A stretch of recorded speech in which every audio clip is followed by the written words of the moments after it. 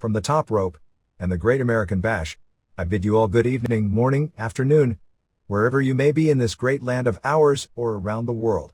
Welcome to the $55 million studio on the Pro Wrestle Machine. Whether you're a longtime fan reliving these monumental events or a newcomer eager to understand wrestling's rich history, you're in the right place.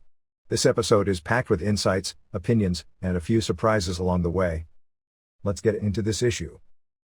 Through the use of the Pro Wrestle Machine. November 15, 1999, Observer Newsletter. ECW November to Remember Review, Dynamite Kid Book. By Dave Meltzer. After what is billed as its showcase event of the year, Paul Heyman's Extreme Championship Wrestling seems to have settled into a niche where it looks less likely than ever to achieve status as a truly competitive number 3 office. In the same breath, it also appears to have survived the financial problems early in the year that threatened to put it out of business. It is a very distant third national promotion. Its TV ratings on its best day come reasonably close to WCW's lowest rated show on its worst day. Its pay-per-view on its best day come close to WCW's lowest rated pay-per-view in its history. In its best cities, it can draw close to, on a good day, what WCW, when it recently hit rock bottom, did at its lowest. It has some good wrestlers, but for whatever reason, with the exception of a few, there are people that the big two don't seem to want. It has changed wrestling and pioneered the more sex-driven presentation that has put WWF's popularity through the roof. But someone else is deriving the gold from its concepts. When all was said and done, the November 7th November to Remember pay-per-view looked like low-budget WCW. The show drew 3,000 fans to the Burt Flickinger Center in Buffalo, New York. Some guys put out there that at this point the national audience doesn't want to see on a national pay-per-view Simon Diamond, Chaz, Danny During, Roadkill, Nova. Some guys being pushed with no charisma. The Baldies are the same as the dreaded NWO Black and White of a few months back, except that if Heyman signed Horace Hogan into the Baldies, he'd be the best wrestler in the group. Some very good wrestling. Mike Awesome vs. Masato Tanaka ranked with any pay-per-view match put on by any company this year. Some not so good. The main event was only slightly better than typical Hogan fare. And like WCW, the show ended with the popular local icons, younger Hogans and Savages, who due to stress, lack of sleep, or whatever, who facially look almost as old as they do, that are so banged up at this point they can't contribute more than a nice ring entrance. It was WCW without the name value, as opposed to WWF, which usually has lackluster undercards but more often than not ends very strong, and has the major league production and announcing, leaving people with the idea they've seen a good show even when the matches aren't so good. The dream that this was the movement that would take over pro wrestling has changed to merely being able to survive with a niche audience in a cluttered, overexposed environment. November to Remember was typical of all this. Unlike the Anarchy Rules show, which was a huge success in every facet except by rate, and 2R was a show where the wrestlers worked very hard up and down, to an audience that ranged from enthusiastic to apathetic to easily distracted, which translated into making matches seem on television worse than they often were. The show opened with Joey Styles and Cyrus Don Callis out there when Joel Gertner came out to a pretty impressive face pop. Taz came out and basically threatened Styles, who backed out and left. It appeared they went in with the idea that nobody believed Taz had a chance to win against RVD, so they wanted to portray the idea that Taz was out of control and might shoot on RVD because he wasn't in danger of being fired. After Styles ran, he choked out Gertner, which eliminated him from the rest of the show. Simon Diamond, Pat Kenny, came out with Big Dick Hurts, Brent Hamner, to his usual slew of big stiff dick double entendres. Jazz, Harleen Moore, came out and challenged Diamond, but Dick grabbed her and power slammed her, a move that was called the penile implant. 1. Spike Dudley, Matthew Hyson, pinned Diamond in 2:59. Actually, it started with Dudley versus Hurts, with Dudley giving him the acid drop. As the ref counted the pin, Diamond broke it up. It then turned into a singles match with Diamond versus Spike. Dudley came off the top rope to the floor with a chair shot to Diamond, who came up bloody. Dudley took a backdrop on the floor but came back with another acid drop to win. After the match, the FBI came out and Guido planted Dudley with a powerbomb and Sal Graziano laid him out with a splash. 1/2 star. 2. Little Guido James Maritato pinned Nova, Mike Bucci, in 4:20. Nova opened with a plancha. Guido missed an elbow that looked so bad it was reminiscent of the spot that Ivory did with Moolah. Nova did a Samoan drop off the middle rope but missed a splash. Nova did a terrible DDT on Graziano. Guido won with the Tomahawks, which was renamed the Maritato, after his real last name. After the match, Graziano splashed Nova. Chris Chetti ran in to clean house, but that brought in Danny During and Roadkill, and During laid Chetti out with an implant DDT, and Roadkill came off the top with a splash to Chetti's back. 1.25 stars. 3. Jerry Lynn won a three-way over Yoshihiro Tajiri and Super Crazy Francisco Pantoja Islas in 10:59. Steve Corino came to ringside with a fresh bleached blonde hair job. This match was really good, but didn't come across as good as it should have due to the lack of crowd heat. Actually, some of the wrestling earlier was awesome, in particular a spot ending with Tajiri getting crazy in the tarantula. Lynn used a plancha on Crazy to set up Tajiri doing an Osai moonsault on both. Tajiri suplexed Crazy on the chairs and Lynn did a running dive over the guardrail on both. Lynn and Tajiri brawled in the entrance area underneath where the balcony hung over. Crazy did a moonsault block off the balcony on both. In another cool spot, Crazy held Tajiri up after doing his rolling La Tapatia, upside down surfboard or Romero special, when Lynn bulldogged Tajiri off the spot. At this point the match, as far as the live crowd went, was killed by a woman at ringside. I don't know what she did, but there were loud show your tits chants, and when she didn't, the crowd started booing. Almost nobody live seemed to notice that Tajiri pinned Crazy after a brainbuster in 6:44 to eliminate him. For better or for worse, the selling of the scantily clad women and sexual teases as the prime entertainment in what is billed as pro wrestling has rendered the audience largely uninterested in the actual wrestling, and when it comes to a choice between looking at a slightly dressed up female in the crowd or a wrestling match, the wrestling can't compete anymore. So Lynn and Tajiri worked their asses off for 4 more minutes doing a slew of great wrestling moves and spots. Lynn had Tajiri pinned with a German suplex, but Corino broke it up. Tajiri missed a moonsault. Lynn used a tornado DDT for a near fall. They did a great sequence of moves for the finish, ending with Lynn nailing his cradle piledriver for the pin. Corino jumped Lynn after the match. Unlike the same spot in the first 2 matches, Lynn made his own comeback, nailing Jack victory and finishing by hitting his cradle piledriver on Corino. Even though on paper this should have elicited a good pop, since they educated the fans to thinking Lynn was going to be laid out, but he made his comeback and had Corino build up heat for himself on the mic, which should have resulted in a big pop when he finally got nailed. There was no reaction to any of this. 3.5 stars. 4. The Baldies, Angel Medina and Tony DeVito and Vito Lograsso and Paul Noy, beat New Jack, Jerome Young, and Axel Rotten, Brian Knighton, and Balls Mahoney, John Reschner, in 8:21. For reasons that were never explained, it was announced as a 4-on-2 match, but that New Jack had vowed to be in the building. The match was only 1 minute in when New Jack showed up with his weapons. It was the same stuff as always, but not as bad as usual. After selling the injury so huge, which theoretically took place on TNN the previous night, Jack did have a band-aid on his way, but the way it was sold on television as this serious injury, he should have had a patch over the eye. It was also weird how they sold how unprofessional and over-the-line Angel was for stapling New Jack when Jack had been using the stapler as a gimmick on every show for more than a month. All the heels except Angel bled, although none bled heavy enough that it made an impact on the match. Jack did staple Angel in the groin, or at least that's what we were told. He also smashed a vacuum cleaner on Angel's groin, allowing Joey Styles to say how that sucks. The match was built for one spot, where Jack would come off the top of a basketball backboard onto Angel through a table. It was probably a 12-foot drop to the table, exaggerated to 20 on the broadcast. They got in the ring and New Jack stapled Lograsso, but Angel hit him from behind with a guitar and pinned him. Angel looks to have some charisma. 1 star. 5. Sabu, Terry Brunk, pinned Chris Candido in 1742.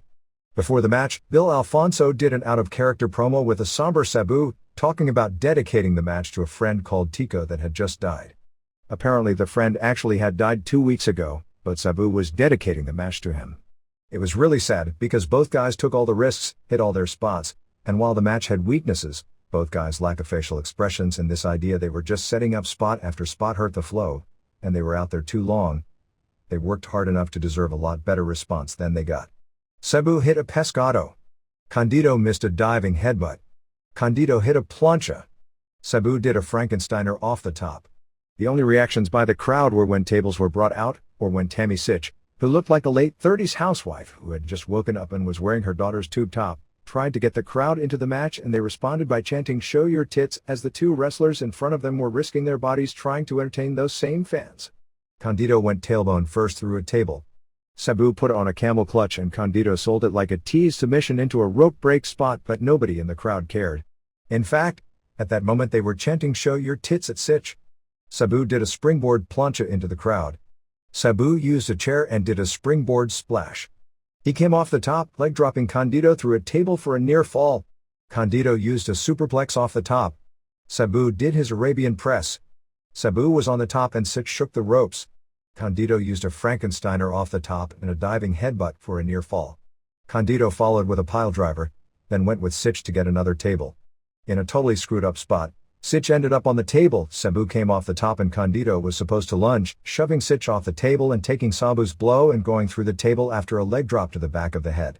That's what it was supposed to be, and that's what Style said it was, but that's not at all what it looked like, other than Condito did go through the table after a leg drop, but Sitch mistimed the entire spot. Sabu finally got the win after an Arabian facebuster, followed by a camel clutch submission. 3 stars. In the funniest part of the show, Hallis kept talking about Dangerously backstage going crazy. They showed Dangerously from behind, and it really did look like Paul Heyman. It wound up being Lou D'Angeli as Lou E. Dangerously yelling at everyone on his cell phone and going crazy. The skit ended funny as Sandman walked by without saying a word and Dangerously screamed at him, "You're fired," again. 6. Mike Alfonso retained the ECW heavyweight title, pinning Masato Tanaka in 12:26. Callis, trying to emphasize Awesome's size, said look how big he looks next to Tanaka, who is 6'2" or 6'3". Tanaka is closer to 5'8". It was the same Awesome Tanaka match they've done many times in FMW and ECW. I have no idea why they weren't put on last, because it was the only match on the show which on paper was a sure thing, and like the last show, nobody could follow them. Awesome used an overhead belly to belly, a clothesline over the top, and did his running dive over the top, which looked more impressive than usual. He followed with a springboard plancha over the guardrail into the crowd. He delivered a hard chair shot to Tanaka's head. With all the blows Tanaka has taken in ECW and FMW over the past 18 months, I'll bet his grandkids are born with constant ringing in their ears. Tanaka took 2 more hard chairs and got up, which is the spot that always gets him over to the ECW crowd, which was into this match from this point forward. Tanaka did an elbow drop off the top with a chair onto Awesome and came off with another chair shot to set up his Tornado DDT on a chair for a near fall. He tried another Tornado DDT, but Awesome turned it into a power bomb. Tanaka took a great bump off a clothesline and Awesome delivered another form of a power bomb. He then did a power bomb off the apron through a table, more of a Liger bomb variety, and Awesome did take the actual bump on his ass. Awesome got a big gash on his hamstring from that one. Tanaka superplexed Awesome through another table in the ring, then hit his Diamond Dust, basically a somersault into a Stone Cold Stunner, for a near fall. Tanaka got another near fall with his rolling elbow. Awesome got up and gave him a German suplex almost on his head and did a splash off the top for a near fall, before getting the pin after a powerbomb off the top rope. Tanaka must be one awesome worker, because this was significantly better than Awesome's match with Kenta Kobashi. 4.25 stars. 7. Rob Van Dam Robert Sotkowski pinned Taz. Peter Sienerka, in 14:34 to retain the TV title. There were good moves in the match, but the two didn't work well together, and Taz's weakness when it comes to selling was apparent. Also, Van Dam was so overhyped that it was almost a guarantee he'd come across as disappointing. It's hard to hype someone as the best wrestler in the world when you've just seen Tanaka, and from a work standpoint they're not even in the same league. First, before he came out, they pushed about this amazing pop you'd see. Unless it's Austin or Rock, or it's a tape show with fake noise being pumped in, or a fake Goldberg chant that you know in advance is being piped in, you should never say that, because there's no guarantee. Anyway, he came out to a very good pop, but it was no more impressive looking than a mid-card guy like Edge or Kidman would get. Then they tried to push him as the greatest athlete in the world, and he didn't even come across as the greatest athlete on an average wrestling show. Van Dam wiped out a photographer taking a bump over the top.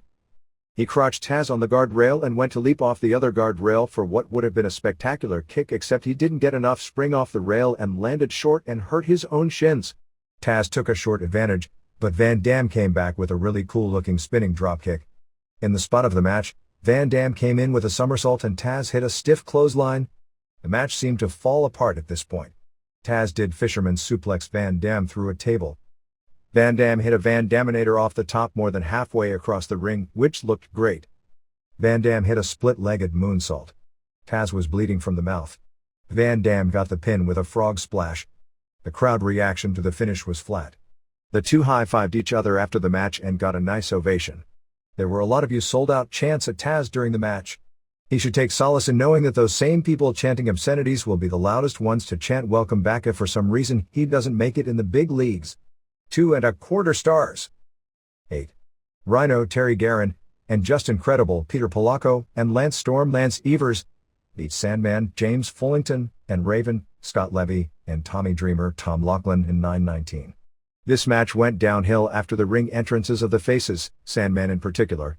When Dawn Marie wound up with beer on her, Callis said that he thought they got Dawn Marie wet. I guess since this isn't TNN, she, for one night only, was back to the ring named Dawn Marie bitch. Raven looked facially as old as Terry Funk. He's aged 5 years in the last month. It was a flat match, which was almost tragic. Raven went to backdrop Credible.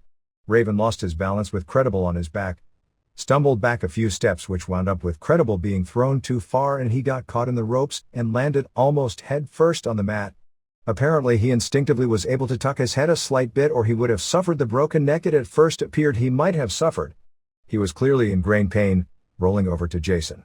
At this point, since whatever was planned was seemingly in disarray, everyone started doing everything and the camera work was missing most of it. This probably was also a better match live than it came across for that reason. Storm did a pescado on Dreamer. Credible recovered enough to take a DDT from Raven. Raven missed a pescado and went through a table.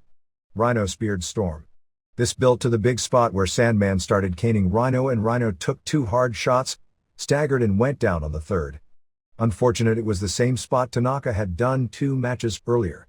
Dawn Marie jumped on Sandman and Francine gave Storm a low blow to set up the cat fight spot. Sandman got a hold of Marie and kissed her. Raven went to cane Credible and missed and hit Sandman. Storm pulled Raven out of the ring while they were selling. Raven walked out rather than help Sandman. Credible then pinned Sandman with a spinning tombstone. When they were celebrating doing their pose, Credible staggered backwards and Storm had to help him to the back. He was shaken up backstage for a while, but the belief as of the next afternoon was that he was okay. 1.25 stars. On April 27, 1978, a skinny teenage wrestling prodigy that Bruce Hart had spotted while in England was flown into Calgary for a several-week tour of Stampede Wrestling. He was promised a free car, a free apartment, and $400 per week. He said goodbye to his dad and said he'd see him in June. He left his homeland with 20 pounds, British currency equivalent to $33, in his pocket. Of course, nothing happened the way he planned. There was no free car or free apartment awaiting him. The money at least was close, about $350 per week when he started. The several-week tour wound up lasting 13 years before he returned to England. When he returned, he'd broken even. He still had 20 pounds left. In between, the man ushered in a new style of pro wrestling. He had some of the greatest matches ever for his time period. There are many current wrestlers that grew up watching him that would go so far as to say he was the greatest worker who ever lived. That may be a slight exaggeration, as time often makes things from the past seem greater than they really were. But if it's an exaggeration, it's only slight. There are people who literally hated his guts, and thought he was one of the most miserable human beings ever put on the earth, who will, without any reluctance, in the same breath tell you that there has never been a better wrestler that ever lived. But he paid the price for getting people to say that. He took suplexes over the top rope to the floor. He did knee drops off the top of cages. He took bumps off the top rope while standing Nestia plunges, if you will, backwards, onto concrete floors. At least one time, maybe more, against Bruce Hart, he stood up on the top ropes like a Mexican wrestler would do for a plancha to the floor, but instead, did a diving headbutt, landing with his knees and the rest of his body crashing onto the concrete, 2 or 3 rows deep into the aisle, to create a believable double count-out finish. Steroids, loads of them, transformed the skinny teenager into a short, thickly muscled powerhouse with an almost frightening tightly wound physique. They also shortened a temper that needed no help to be shortened. Painkillers enabled him to do things in the ring that the human body simply shouldn't be able to do in the first place, let alone recover from. His body began to fall apart at the age of 25. He suffered what should have been a career-ending back injury at the age of 28. But he knew nothing else, hadn't saved enough money, was about to lose his house, and came back, way too quickly. At the age of 32, he overdosed, and momentarily died twice. The doctors told him all the steroid use had left black scars on his heart, and was told in no uncertain terms to drop all the drugs from his repertoire, which he didn't entirely do, but did greatly tone down. Without them, he could barely perform. Although he did some comeback matches afterwards, he stepped into the ring as late as 1996 for a nostalgia six-man tag match against his once greatest ring rival. For all real purposes, his career was over a few months after that. It was the day after his 33rd birthday, December 6, 1991, with a farewell ceremony at Budokan Hall in Tokyo, the city of his most famous matches. But quitting wrestling didn't end the pain. It only got worse. By 1997, his legs and back were shot to the point it was first a struggle to even climb the stairs. It still got worse. Then he couldn't walk. He went to the doctor, who told him due to the damage from the first back operation, there was nothing they could do, and he probably would never be able to walk again. He's been in a wheelchair the past 2 years. He turns 41 in a few weeks. Pure Dynamite is the autobiography of Tom Billington, better known as the Dynamite Kid. Ghost-written by Alison Coleman, the book was spawned from an amazing interview in the UK wrestling magazine called Power Slam. Coming out mainly for a UK release, it is available for $23 in the US from HAL 2 Incorporated, P.O. Box 44, North Syracuse, New York 13212, or for £12.50 in the UK or £14.50 in the rest of the world from SW Publishing, P.O. Box 48, Lancaster, Lancashire, LA 14ZE, UK, just days after Mick Foley's book. There will be obvious comparisons made. There are more differences. The 204-page Billington book will never make any bestsellers list, but in its own way it's every bit as interesting a read, particularly to wrestling fans who have seen tapes of the early 80s Dynamite Kid. It's funny. In the last 30 years, with very few exceptions, nearly every book on wrestling has stunk, at least partially because book publishers were of the belief that pro wrestling fans can't read. In the last few weeks, 2 of the 5 best of this generation have come out. Unlike Foley, Billington, even in his own words, does not come across like a guy you'd want to be your friend. Well, maybe, if you were heading into a gang fight. Perhaps the best sports comparison would have been to Ty Cobb, one of the greatest baseball players who ever lived, who by all accounts was also one of the most miserable human beings who ever lived. Billington may not have been as bad as Cobb outside the sport, but he did have a couple of jail terms, trips to, as he called it, the monkey house, in Japan for attacking fans. Throughout the years, stories about his disposition, coming from former best friends and loved ones, painted a picture that was a 180 from Foley. During his wrestling days, he was a notorious prankster, short-tempered, tightly wound on drugs who worked a very stiff style in the ring. He had easy access to steroids in Calgary, and passed them around to many wrestlers. With the exception of Bulldog and giving some to WWF road agent Joe Scarpa, Chief Jay Strongbow, for Scarpa's son who was just starting pro wrestling, he protected most of the names. But he did note the Japanese wrestlers at the time were also heavily into the steroids. While his style was not shooting at all, it was one of the hardest working styles ever, even taking away his trademark insane bumps, where injuries under normal circumstances would be inevitable and all too common. Like Foley, he was a daredevil, although standards were different, and while he was beyond the standards of his time, he did not take the kind of bumps regularly that Foley or later people like Sabu did. As a complete wrestler inside the ring, neither of them were even in his league. Foley himself talked about one of his first pro matches, back in 1985 as a jobber on a WWF television taping, where his jaw was broken by a stiff clothesline from Kid. Kid talked about it, but didn't remember it, saying, "It's no surprise I don't remember that either. I probably did the same thing to quite a few people by accident, because that was how I wrestled at that time." Foley likes most of the people he came into contact with, and his knocks at people in the book were usually limited to people who had either told him he'd never make it, or cut off potentially hot programs from him, and now that he's made it to the top of the profession, he's somewhat having the last laugh. Or at least the last laugh today. Billington, on the other hand, didn't like all that many people he came into contact with.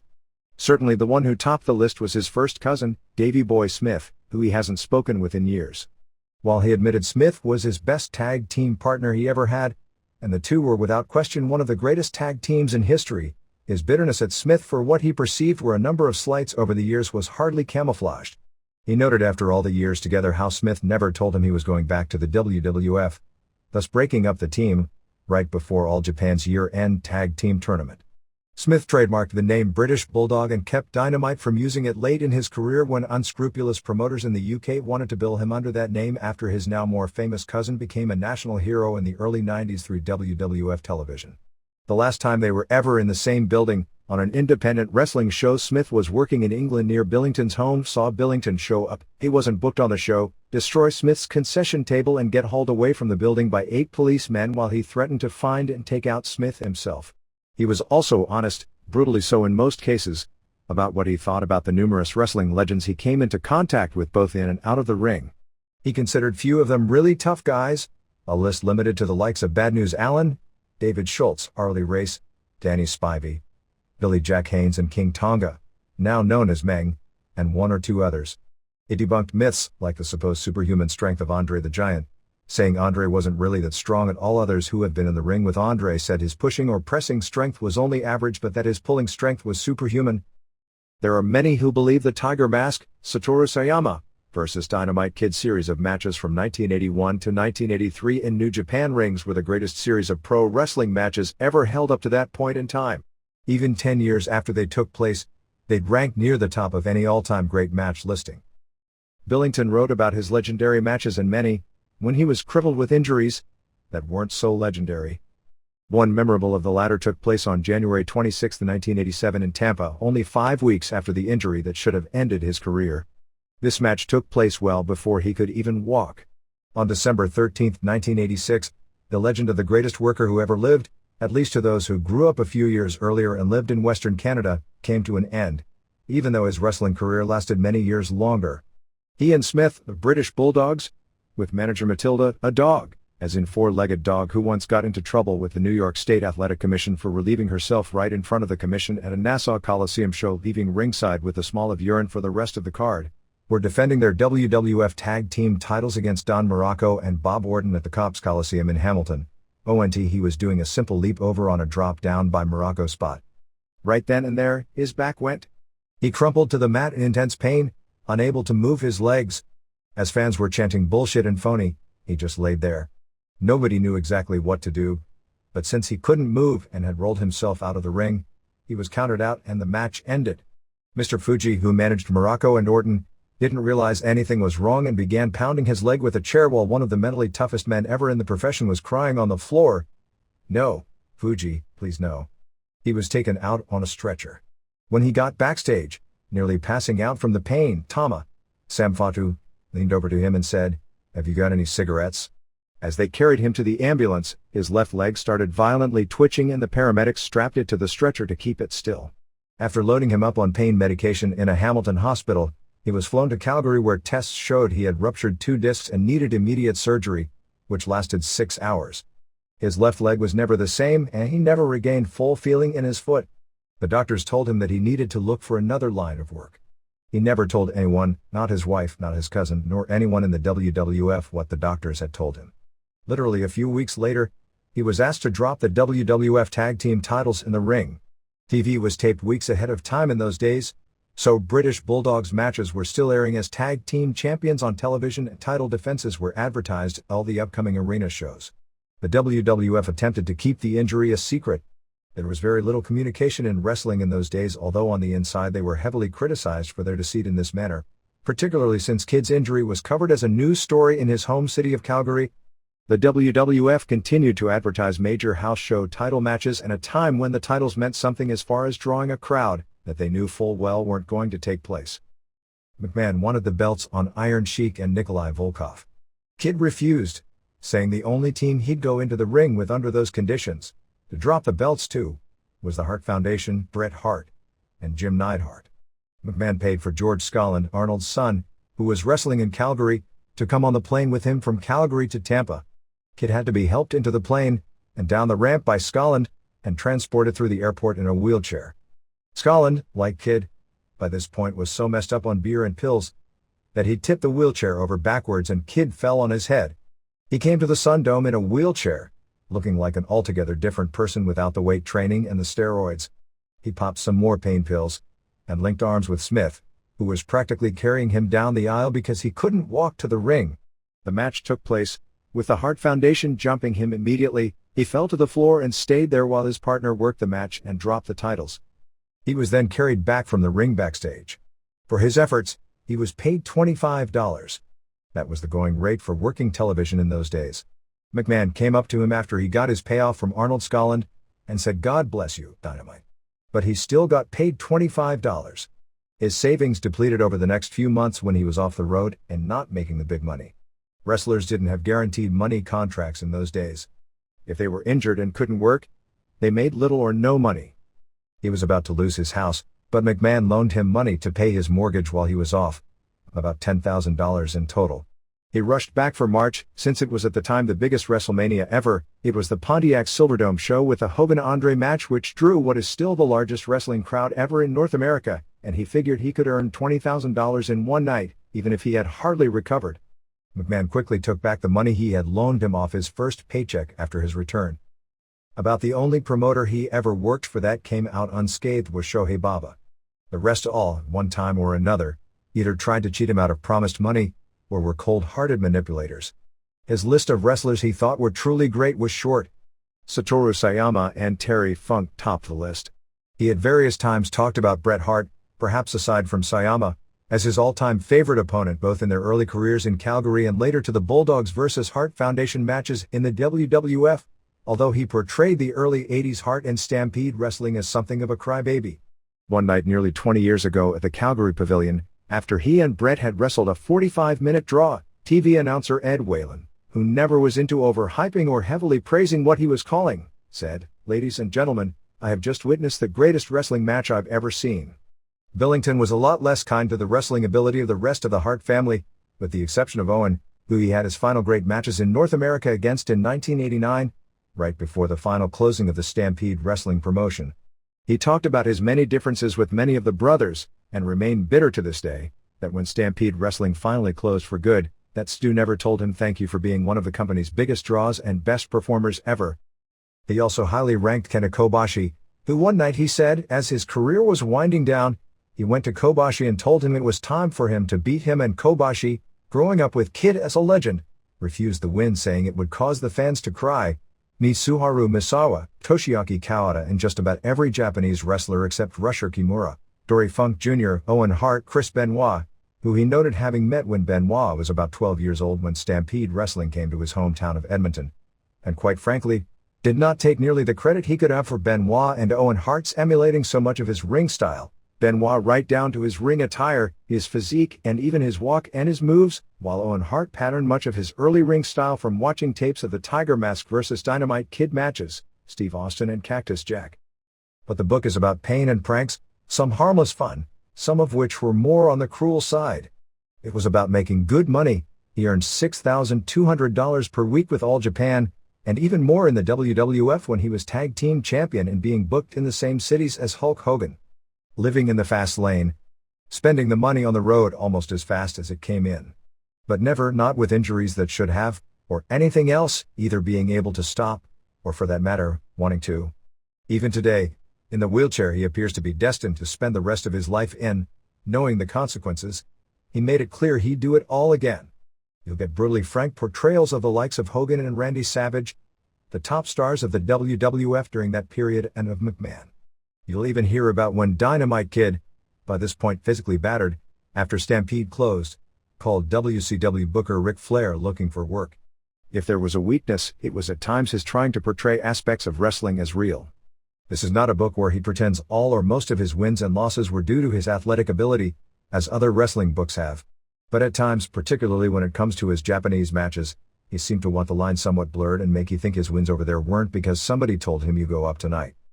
Unlike many books, where wrestling history and stories are created, this book is the real deal, historically accurate. Like Foley's, the stories are his perception of how things were going down at the time, but they aren't made up, and he doesn't portray himself in the ring in a greater light than an objective outsider would, which would have to be the exception to the rule when it comes to most pro wrestlers. While some of the British slang takes a while to decipher for an American reader, the book doesn't have nearly the amount of inside references as the Foley book. While Foley's book is written for the general public, many references that the public wouldn't understand is snuck in there to give the boys a laugh, and certain revelations that would probably upset the boys are not found in the book. This book isn't written with any dual purpose in mind. Unlike Foley's book, there is also very little personal life involved. We know that along the way Billington married a woman named Michelle, who is the sister of Bret Hart's ex-wife Julie. Although a lot of bitterness came out of that relationship dissolving, Michelle goes unscathed in the book, and he blames their relationship falling apart on the fact he was never around, and then, when he was injured, and was always around. She'd gotten used to a lifestyle of him not being around.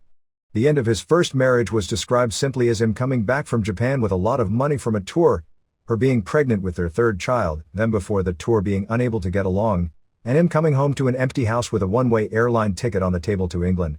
He packed one small suitcase, left his pay from the tour, nearly $30,000 in cash, on the table, and almost all his belongings, kept the equivalent to the 20 pounds he originally came to North America with, and left his wife and children for good to go back and live with his mother. In 1997, just before his legs failed him for good, he married a British woman, who had never even heard of the Dynamite Kid, and has 3 stepsons.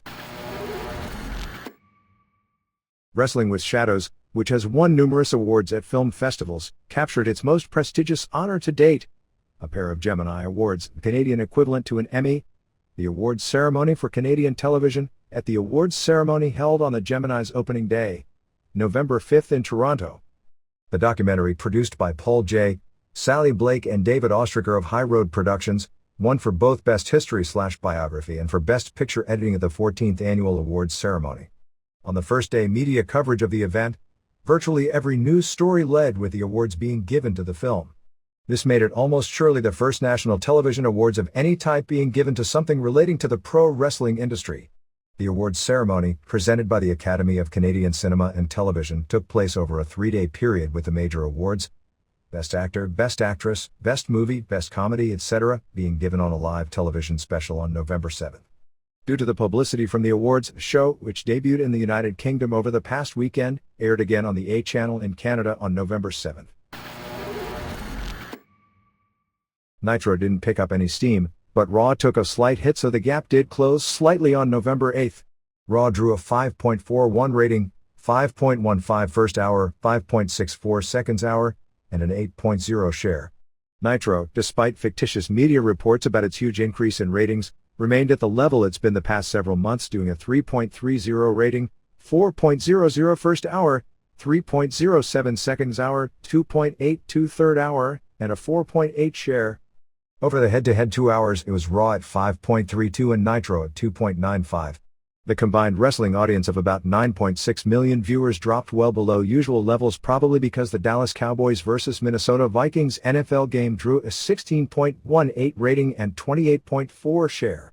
From the main event battle as it went head-to-head, Raw's Triple H vs. Test match with Vince as timekeeper and Shane as referee fell to a 5.02 final quarter, the second lowest quarter in months on a Raw program. The lowest was earlier in the same show when Val Venis vs. Godfather dropped Raw below the 5.0 barrier with a 4.89, which may show that everyone has tired by now of the 1997 Survivor Series remakes from both companies. Don't worry, both companies still have plenty more of them in store, and this isn't for ratings reasons but because some people just haven't gotten over things. To NITRO's 3.13 for the worst ladder match in modern history, with Hart, Goldberg, Hall and Vicious with Nash as referee.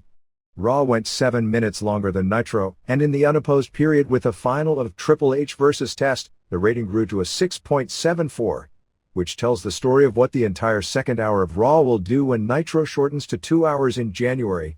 Raw doubled NITRO in 2 quarters, with Raw's peak coming with a 6.07 rating for the Rock vs. X-Pac match, destroying WCW's Luger vs. Vicious and Knobs vs. Bigelow matches, which did a 2.37, NITRO's low mark. The other strong quarter for Raw was a 5.73 for Bossman vs. Kane and Hollies vs. Too Cool, beating WCW's Hennig vs. Jarrett match at 2.49. NITRO's high mark for the night were a pair of 3.17s, for Goldberg vs. Sting and for Hart vs. Saturn. In the other weekend numbers, for the first time in months, WCW Saturday Night beat out both Livewire and Superstars, with the WCW show doing a 1.7, Livewire at 1.5 and Superstars at 1.6. Sunday Night Heat did a 3.24 rating. ECW on November 5th rebounded from the unusually low figure of last week, doing a 1.07 rating and 1.9 share.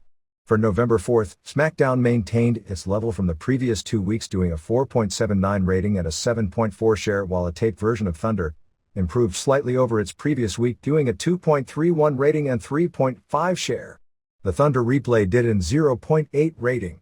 with SmackDown viewed in 4,831,000 homes for an average minute, while Raw 3 days earlier was viewed in 4,530,000 homes. It again makes SmackDown the most watched wrestling show in the country. Because UPN is available in more homes than USA, the actual rating is still more than 1 point lower. At this point in time, cable has grown to the point where 78% of the homes in the country get TBS, 76.6% get USA, and 76.5% get TNT. Overall, the combined television viewing audience for wrestling head-to-head on Thursday hit a new high-water mark of 10 million people.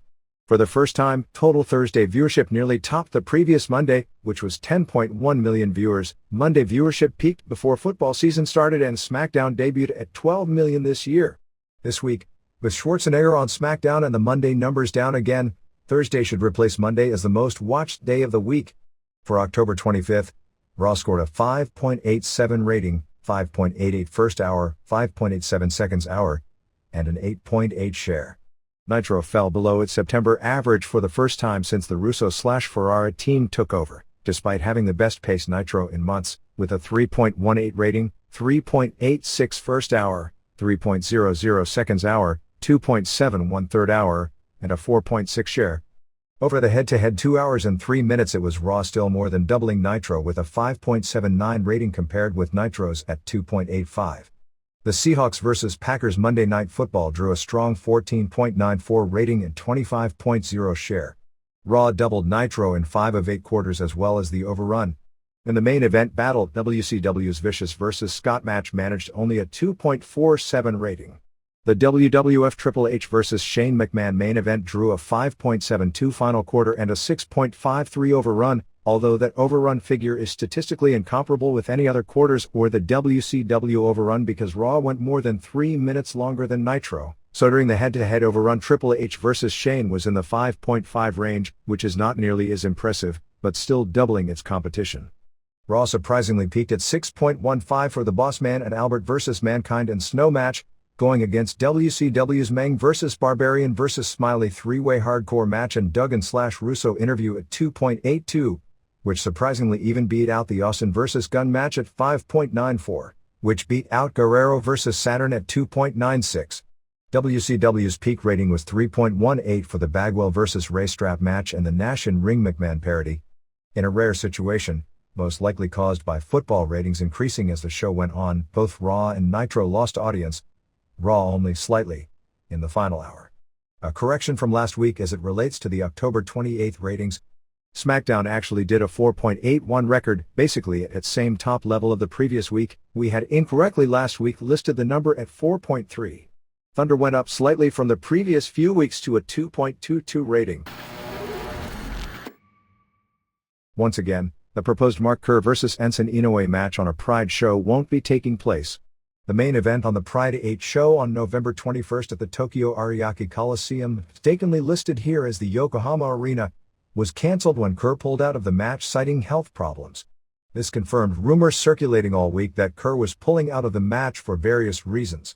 According to a report in Full Contact Fighter, the unbeaten heavyweight who up until the controversial Igor Vovchanchyn match, which was a no contest when Vovchanchyn knocked him out through usage of 2 hard knees to the head, which were in violation of the Pride rules, and thus hours after the match ended the result was changed from a win for Vovchanchyn to a no contest, was ranked number 1 in the world in virtually every poll, was recently near death. This was blamed in the story on a bad reaction to medication taken for injuries suffered in his match with Vovchanchyn 2 months ago, and hadn't recovered sufficiently. At press time, there was no word on a replacement opponent for Inoue. Kerr vs. Inoue had already been booked twice this year.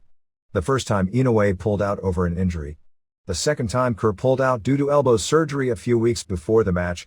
The November 21st show figured to be a difficult ticket seller to start with, as Pride was promoting a big show without a pro wrestling superstar, Nobuhiko Takada or Naoya Ogawa, as a draw. While Pride consists of a vast majority of shoot matches, its biggest crowds have been composed of primarily pro wrestling fans drawn by Takada, whose main events have been both works, which he's mainly won, and shoots, all of which he's lost. While Dream Stage Entertainment has not announced this in Japan, the Raw, Real American Wrestling team announced on November 8 that Tom Erickson would face Gary Goodridge on the Pride show. Erickson, a former U.S. Super Heavyweight Freestyle Wrestling Champion, is unbeaten in Vale Tudo rules matches, including a scary knockout of current UFC headliner Kevin Randleman in Brazil a few years back. Erickson is one of those guys that everyone fears and hasn't fought in years, largely because whenever he's booked, promoters have great difficulty finding opponents willing to face him, and the matches usually fall through. From a UFC standpoint, they've always shied away from him, not so much on that issue, but because of the belief he's not very marketable and it would be difficult to find someone who could beat him. Erickson is older now and didn't win the U.S. Nationals the past 2 years, with Stephen Neal now considered the best super heavyweight in freestyle in the country. In addition, Frank Trigg, a national caliber wrestler who is unbeaten in NHB, including a win over highly touted BJJ expert Jean-Jacques Machado, faces Fabiano Io on the November 21st show. All of this was expected to be announced officially at a Pride press conference scheduled for midweek.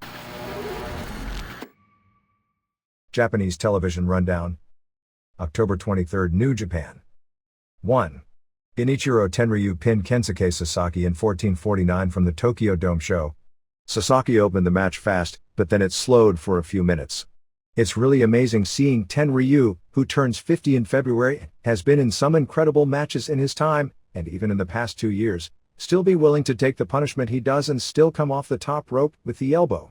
They did a weird spot based on Vale Tudo where Tenryu laid down in the corner. Sasaki then sat down in the ring. It picked up at the 10 minutes mark with Sasaki actually doing a la Parka-style rolling tope. They started chopping the hell out of each other. Sasaki hit his big moves, the Northern Lights bomb followed with a power strangle, but Tenryu made the ropes. He hit a lariat for another near fall. Tenryu blocked a lariat and scored the pin almost out of nowhere with a fisherman buster. 3¼ stars. 2. Hiroyoshi Tenzan pinned Tatsutoshi Goto in 10:13. If there are any questions as to Tenzan's working ability, this match should answer it. He took the worst worker in the entire company, who is past 40 and barely mobile, and carried him to one of the best matches on the card. It was all Tenzan, and even in this opener with no storyline behind it, it had great heat. Tenzan missed a moonsault but hit his mountain bomb. Goto came back and really planted him with his back suplex, and hit another, but Tenzan kicked out. Tenzan clipped him and grabbed a knee lock, and the crowd was popping big when Goto got the rope break. The only bad part of the match is that just before the finish, Tenzan delivered a DDT where Goto hesitated to take the bump and it looked bad and the people even laughed. Rather than do a few moves to lead to a bigger finish pop, he just went right to the planned forearm drop off the top finish. 3½ stars. 3. Masahiro Chono and Don Frye beat Scott Norton and Satoshi Kojima in 17:01. Norton was in for the first half of the match, so it was bad. The last few minutes, with Kojima in, were very good. Chono is an amazing worker because due to injuries, he's very limited in what he can do, and he takes maybe 1 or 2 bumps a night, but he's smart enough that unless you specifically look for that, you don't even notice it. Not that his matches are great, but they usually aren't bad. I think the only bump Chono took here was from a Norton power slam. The last few minutes were very good. Kojima missed an elbow off the top and Chono used a Yakuza kick and an STF, but Kojima made the ropes. Frye pounded Kojima unmercifully from the mount. Frye went for a haymaker standing on Kojima, who moved and hit Chono. Kojima hit a Kojima cutter for a near fall. Chono came back with a Yakuza kick. Frye hit a hard punch to the face and Chono put him in the STF while Frye held Norton down in a front facelock. 2½ stars. October 24, All Japan. 1. Kenta Kobashi and Jun Akiyama won the double tag titles from Mitsuharu Misawa and Yoshinari Ogawa in 27:25. The last 22 minutes aired on television and it was easily the best tag team match of 1999. Even awful production couldn't spoil this or even take it down. Among the problems were in the opening highlight clips, they showed Kobashi doing an interview with the belts, thereby giving away the result. Granted, the results were already in the newspaper since the match took place the night before, but they still didn't need to do it that way. It was also poor lighting and only a minor league shoot. Also, and most annoyingly, and All Japan is actually doing this as a regular part of its show right as the match is building toward the finish and the heat is the highest, they go to a commercial just as a guy has a guy up for his winning move. Misawa had his working boots on big time here. He did the elbow suicida and took way too many head first bumps. Kobashi dropped him on his head with a choke into a German suplex. Akiyama planted him with a double arm DDT for a near fall. He also delivered an elbow off the top for a near fall. Match had all sorts of near falls. Ogawa got strong near falls with a tiger driver on Akiyama, and later with a figure 4 jackknife cradle. Akiyama teased and finally hit his exploder. Misawa hit the Tiger Driver on Kobashi for a near fall. Kobashi came back with his desperation clothesline. Misawa hit a Tiger Suplex for a near fall. Kobashi came back with both a German suplex dropping Misawa on his head, and then a half Nelson German again with the same pile driver-like drop. Watching Misawa take all these bumps at 37, and since he's been doing it for nearly 2 decades and certainly the last 10 years at an amazing pace, makes one wonder how he can even walk. Finally Kobashi got Misawa up in the rack, and dropped him into a Death Valley driver, which is called the Burning Hammer, and scored the pin and the title change. 5 stars. Mexico. Al Amezcua, the father of Mexican legend Alfonso Dantes, Alfonso Amezcua, and grandfather of current wrestlers Apollo and Cesar Dantes, passed away on November 4 in Guadalajara at the age of 81. Amezcua started his career as the Golden Terror, losing a famous mask versus mask match in the late 1940s to El Santo. He wrestled regularly through 1950, suffering an injury that sidelined him for 2 years. He had a final run in 1952 siding with EMLL during the first legendary Mexican promotional war. There is some controversy over photos of El Hijo del Santo without his mask appearing in Somos magazine, and a lawsuit was filed by El Hijo del Santo and his family against the magazine. In the magazine's response, they claimed the photos were sent by one of Santo Jr.'s brothers. Not only is Wolf Ruvinsky remaining in poor health, but another Mexican movie star/wrestler, Nathaniel Leon, who wrestled and was in movies as Frankenstein in the 50s, is also in poor condition. The media articles on Ruvinsky's condition this past week were appearing in the entertainment section as opposed to the Lucha Libre news section of newspapers. Jushin Liger returns to EMLL on November 12 in the Arena Mexico main event, teaming with Negro Casas and Mr. Niebla and Tarzan Boy against Shocker and Blue Panther and Dr. Wagner Jr. and Scorpio Jr. Gigante Silva is scheduled to return and stay until the end of the year, at which point it appears all WWF business with EMLL will cease. Apparently Silva himself asked to return for one last tour. In a battle of ancient vets, Sangre Chicana beat Enrique Vera Sr. in a hair versus hair match on October 31 in Nuevo Laredo. On this past weekend's television they had a contract signing for a triple hair match with Brazo de Plata, Apollo Dantes and Pierroth Jr., which I assume takes place on November 12 or November 19 at Arena Mexico. They've been running a major program where Pierroth kidnapped Brazo de Plata, who is better known as Porky, Pet Pig Pepe Pepe. It's basically a takeoff on the wonderful Al Snow Bossman angle where Pierroth threatens that Pepe Pepe will end up being his Christmas dinner. The only notes we've got on the November 5 Arena Mexico show is that Wagner Jr. and Blue Panther and Fuerza Guerrera beat Casas and Felino and Tarzan Boy when Guerrero low-blowed Tarzan Boy, and that the main event saw Rayo de Jalisco Jr. and Mr. Niebla and Atlantis over Pierroth and Shocker and Villano Tercero when V3 was caught hitting Atlantis with brass knucks. November 12 in Tijuana has Santo and Super Parca and Psicosis versus Rey Mysterio Sr. and Halloween and Damien plus Los Hermanos Dinamita versus Brazo de Oro and Brazo de Plata and Mil Mascaras. Alan Stone and Motocross, who are the younger brothers of Super Colo, are starting to get overdoing the WCW Juventud Guerrera style, combining lucha with American style.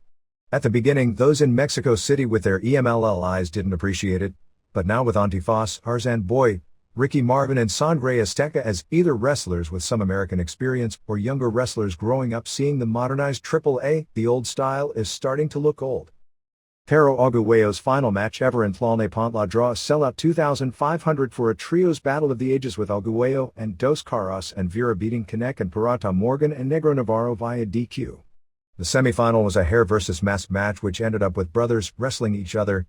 In a battle of locals, Terry Bolanos Jr. won the mask of Terry Anno 2000, who was unmasked as his younger brother, Alejandro Bolanos, 18. Terry Bolanos Sr., an old-time Tlalnepantla local wrestler, was at ringside and sat in a neutral corner and never moved during the match. The Panther and Hater beat Electroshock and Abismo Negro 2 on November 7 in Monterrey to win the Mexican National Tag Team titles. Canek retained his UWA heavyweight title, beating Electroshock on November 5 in San Juan, Pantilan. Rey Bucanero, El Satanico and Olympico are currently wrestling in Switzerland. All Japan. They announced the full tournament schedule for the Real World Tag League. As far as the major show tournament matches go, November 13 at Korakuen Hall has Mitsuharu Misawa and Yoshinari Ogawa versus Vader and Johnny Smith, Akira Taue and Stan Hansen vs. Gary Albright and Wolf Hochfield and Kenta Kobashi and Jun Akiyama vs. Tamon Honda and Masao Inoue. November 14th at Korakuen Hall has Vader and Smith vs. Johnny Ace, and Mike Burton and Yoshihiro Takayama and Takao Mori vs. Honda and Inoue. November 19th in Okayama is Misawa and Ogawa vs. Albright and Hochfield and Amori and Takayama vs. Vader and Smith. November 20th in Kyoto is Misawa and Ogawa vs. Kobashi and Akiyama, which is the biggest match of the tournament. November 21st in Shizuoka is Vader and Smith vs. Albright and Hochfield and Taue and Hansen vs. Inoue and Honda.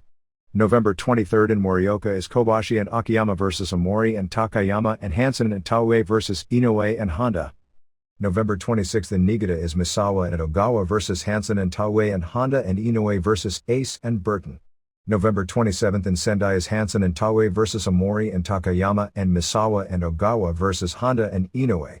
November 30th at Osaka Furitsu Gym, which would be the biggest tournament show before the December 3rd Budokan Hall Finals, has Kobashi and Akiyama vs. Taue and Hansen and Misawa and Ogawa vs. Takayama and Amori. October 24th TV show did a 2.9 rating. New Japan. In a really strange story, it was announced on November 9th in Japan that Bill Goldberg's opponent on the January 4th Tokyo Dome show would be Rick Steiner, and that Bill Bush from WCW would be attending the show. It makes absolutely no sense to bring Goldberg in and not put him against a Japanese wrestler, so my feeling is that WCW didn't trust and wouldn't allow its star in the ring against anyone but a WCW wrestler. New Japan's original plan was to debut Kenzo Suzuki, a former college rugby star that New Japan has high hopes for, against Goldberg on this show. The question of who would be going over in that match would not be an issue, as the idea was for it to be the typical WCW TV Goldberg squash, with Suzuki getting one hot spurt of offense in to make the impression that soon he'd be a major player. A press conference is scheduled for November 11th to announce the top matches on the Dome show, which look to be something with Onita and Tenryu versus Choshu and Fujinami, or something close to that with Sasaki versus Tenryu. Plus Muto vs. Chono for the IWGP title is pretty much a definite, and of course Hashimoto vs. Ogawa. The final tour of 1999 will be from November 20th to December 10th, with Michael Wallstreet and NWO Sting coming in for the entire tour, Scott Norton, Don Frye and Brian Johnston arriving December 1st, and Genichiro Tenryu working the three major shows. Jushin Liger won't be working the tour, and no junior heavyweight matches were announced as part of his angle, since he's the booker of the group, and he's supposedly fed up with the rest of them saying he's too old. Keiji Muto will miss the first 3 dates of the tour since he won't be ready, as he's undergoing treatment in Minnesota for his bad knees. Shinya Hashimoto is also missing the tour, doing his angle where he has left New Japan to train with Antonio Inoki in Los Angeles for a third match with Naoya Ogawa. Clearly you can see the mentality that this tour isn't a major priority, keeping both Liger and Hashimoto out for angle reasons, and the main priority is filling the Tokyo Dome on January 4th. The opening 2 nights are at Korakuen Hall. There are 3 major city shows on the tour. December 1st in Kyoto has Yuji Nagata and Manabu Nakanishi vs. Hiro Saito and Hiroyoshi Tenzan. Johnston and Kensuke Sasaki and Kazuyuki Fujita vs. Tadao Yasuda and Tenryu and Shiro Koshinaka and Satoshi Kojima, and Norton Muto vs. Fry and NWO Sting and Masahiro Chono. December 5th in Nagoya at Aichi Gym has Takashi Iizuka vs. Fujita, Sasaki and Tatsumi Fujinami vs. Koshinaka and Tenryu, Hiro Saito and Norton and Muto vs. Fry and Chono and NWO Sting, and an IWGP Tag Title match with Nagata and Nakanishi defending against Tenzan and Kojima. The final major show of the millennium is December 10th at Osaka Furitsu Gym, with Hiro Saito and Kojima vs. Michiyoshi Ohara and Tatsutoshi Goto, Fujinami and Koshinaka vs. Akira and NWO Sting, Johnston and Iizuka and Sasaki vs. Fujita, and Nagata and Nakanishi, Tenzan and Norton vs. Fry and Chono, and the main event is Muto defending the IWGP title against Tenryu. The only other New Japan show this year will be a December 23rd date at Korakuen Hall. A Japanese magazine came out this week listing, not in order, the 100 greatest matches of Keiji Muto's 15-year career. Clearly they meant most important and publicized, since probably the worst match of his career, the Great Nita match, was among those listed. The book also lists the result of every single match of his career through October 11th, when it reached its press deadline. From the photos, it appears he first used the moonsault, which he was the inventor of, on June 28, 1985 in a match against the original Black Tiger, Mark Rocco. The U.S. matches that made the list were limited to a February 14, 1986 match in Orlando, Florida, challenging Denny Brown for the NWA Junior title at Battle of the Belts national television special, the July 23, 1989 Baltimore Bash match with Sting. That show still has to rank among the top 5 pay-per-view shows in history, a November 18, 1989 match with Ric Flair for the NWA title, a June 14, 1991 WCW house show match where he teamed with Stan Hansen vs. Sting and PN News, the idea of a Muta and Hansen tag team, and the February 21, 1993 WCW pay-per-view match where he lost the NWA title to Barry Windham. One thing when you page through the book and see all the memorable and great matches, any question about whether or not he's a Hall of Fame wrestler becomes easily answerable. In Dynamite Kid's book, speaking of Black Tiger, he noted that the man originally asked and turned down the role to be Black Tiger was Alan Coage, which would have made no sense since Black Tiger was Tiger Mask's television cartoon rival and Coage was way too big to work a program with Satoru Sayama. Kid mentioned Coage turned it down more because he was so well known in Japan that everyone would have known who he was. October 23 TV show did a 3.3 rating. Other Japan notes. Shima Nobunaga and Suwa captured Michinoku Pro's tag team tournament that ended on November 7 in Sendai, beating Magnum Tokyo and Tiger Mask in the finals before a sellout 862 fans. Suwa made Tokyo submit to the Boston Crab in 1914. On the same night in the same city, Gia promoted a show and drew 1,500 fans with Akira Hokuto and Mayumi Ozaki and Ri Nakamura over Kaoru Maeda and Toshio Yamada and Toshie Uematsu as the main event. Chigusa Nagio put over Sonoko Kato clean in 2:05 by submission with an armbar. How many presidents of companies and most popular wrestlers of all time are doing that these days to younger wrestlers to help them get over? Satoru Sayama's Seikendo promotion drew and announced 3,150 fans, no doubt heavily papered, to Yokohama Bunka Gym on November 5 for a main event where Sayama, wrestling as the first Tiger Mask, pinned Alexander Otsuka in the main event. It's interesting to see Sayama doing a work-shoot promotion, and they have done real shoot kickboxing matches on his shows, but doing 3-count pinfalls, which are a dead giveaway to matches being worked. In an FMW angle, Koto Fuyuki announced that he would be retiring on May 5, 2000 since he turns 40 next year and would stay with the company in a Shawn Michaels commissioner role. Since Fuyuki learned booking from WWF, which means no stipulation is ever adhered to, of course they were billed next year up a farewell tour, he'll retire briefly and come back. Otsuka has issued a challenge to Onita to expect that indie angle soon. Ryuji Yamakawa and Tomoaki Honma won the Big Japan Tag Team Tournament, beating Winger and Shadow WX in the finals on November 8 in Sapporo.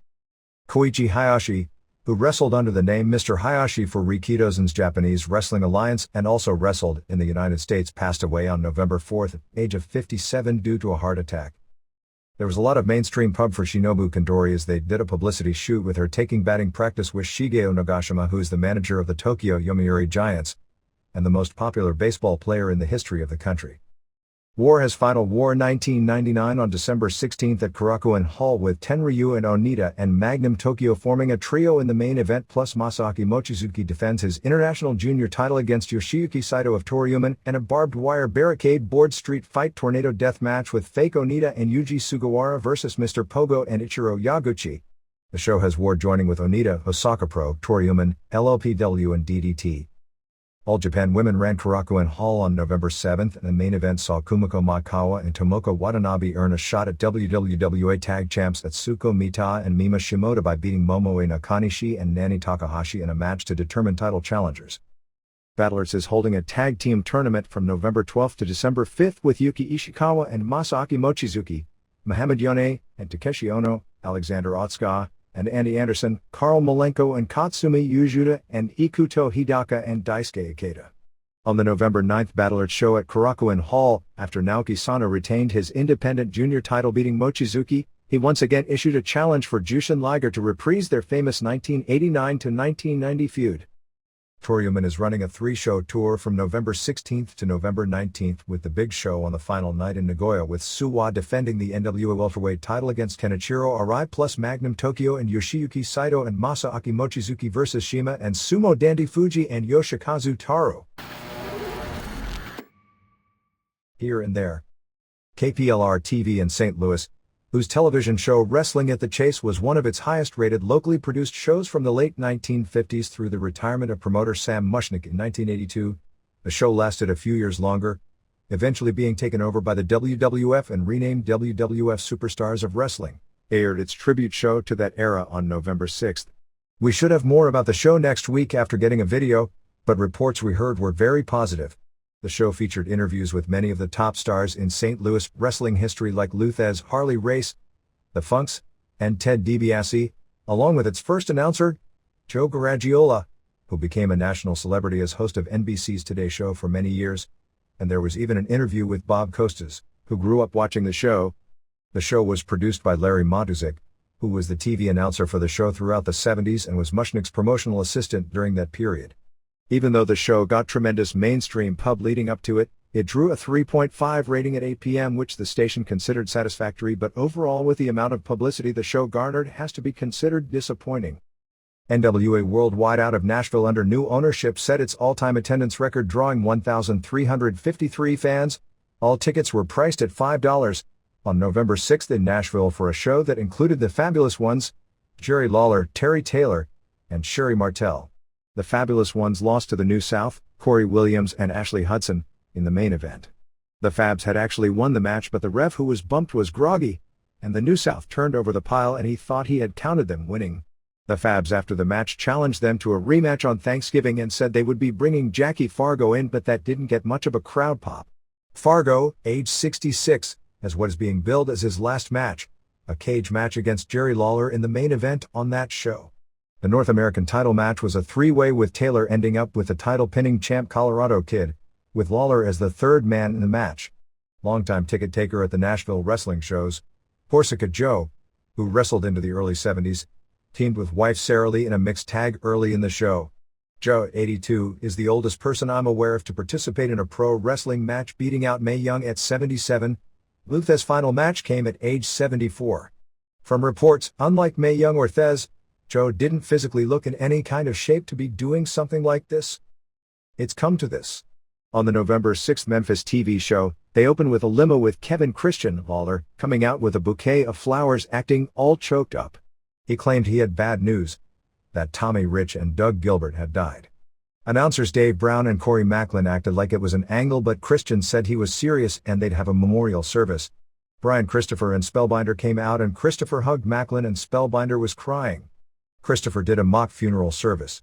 Spellbinder said that Tommy Rich began his career in Memphis, was the youngest and shortest-lived world champion, and loved mama, babies and beer, and would always be remembered as a loser.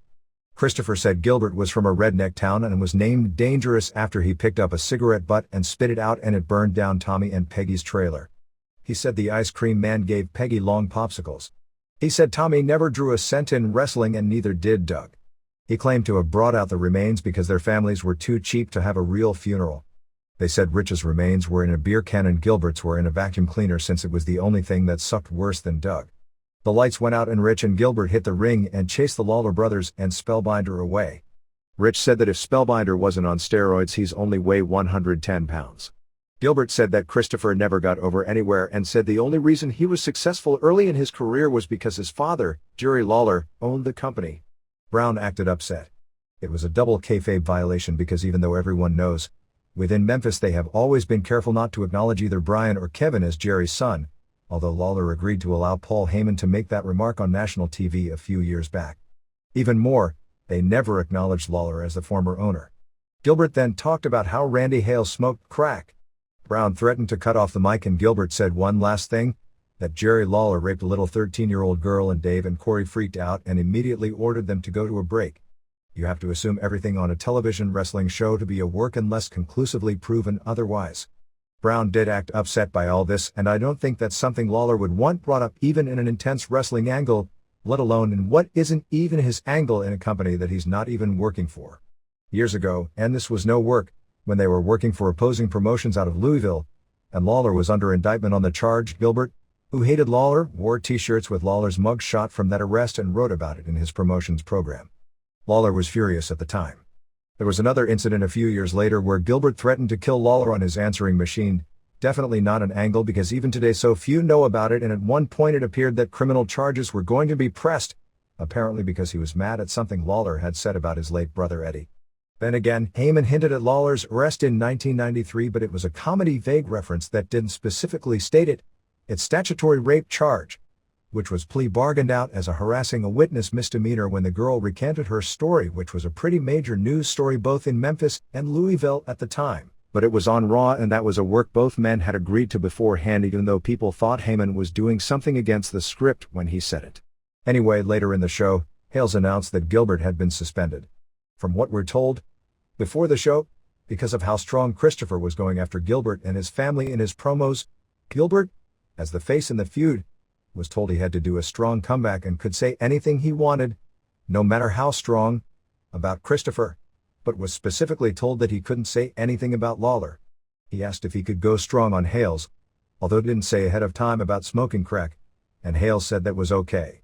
After he made the remarks about Lawler, everyone freaked out. He was apologetic and said he'd gotten carried away at the moment, and he was then immediately fired. A few minutes after the show ended, Lawler drove up, asking for a tape of the show, which everyone figured was for legal action, which no doubt was what it was for.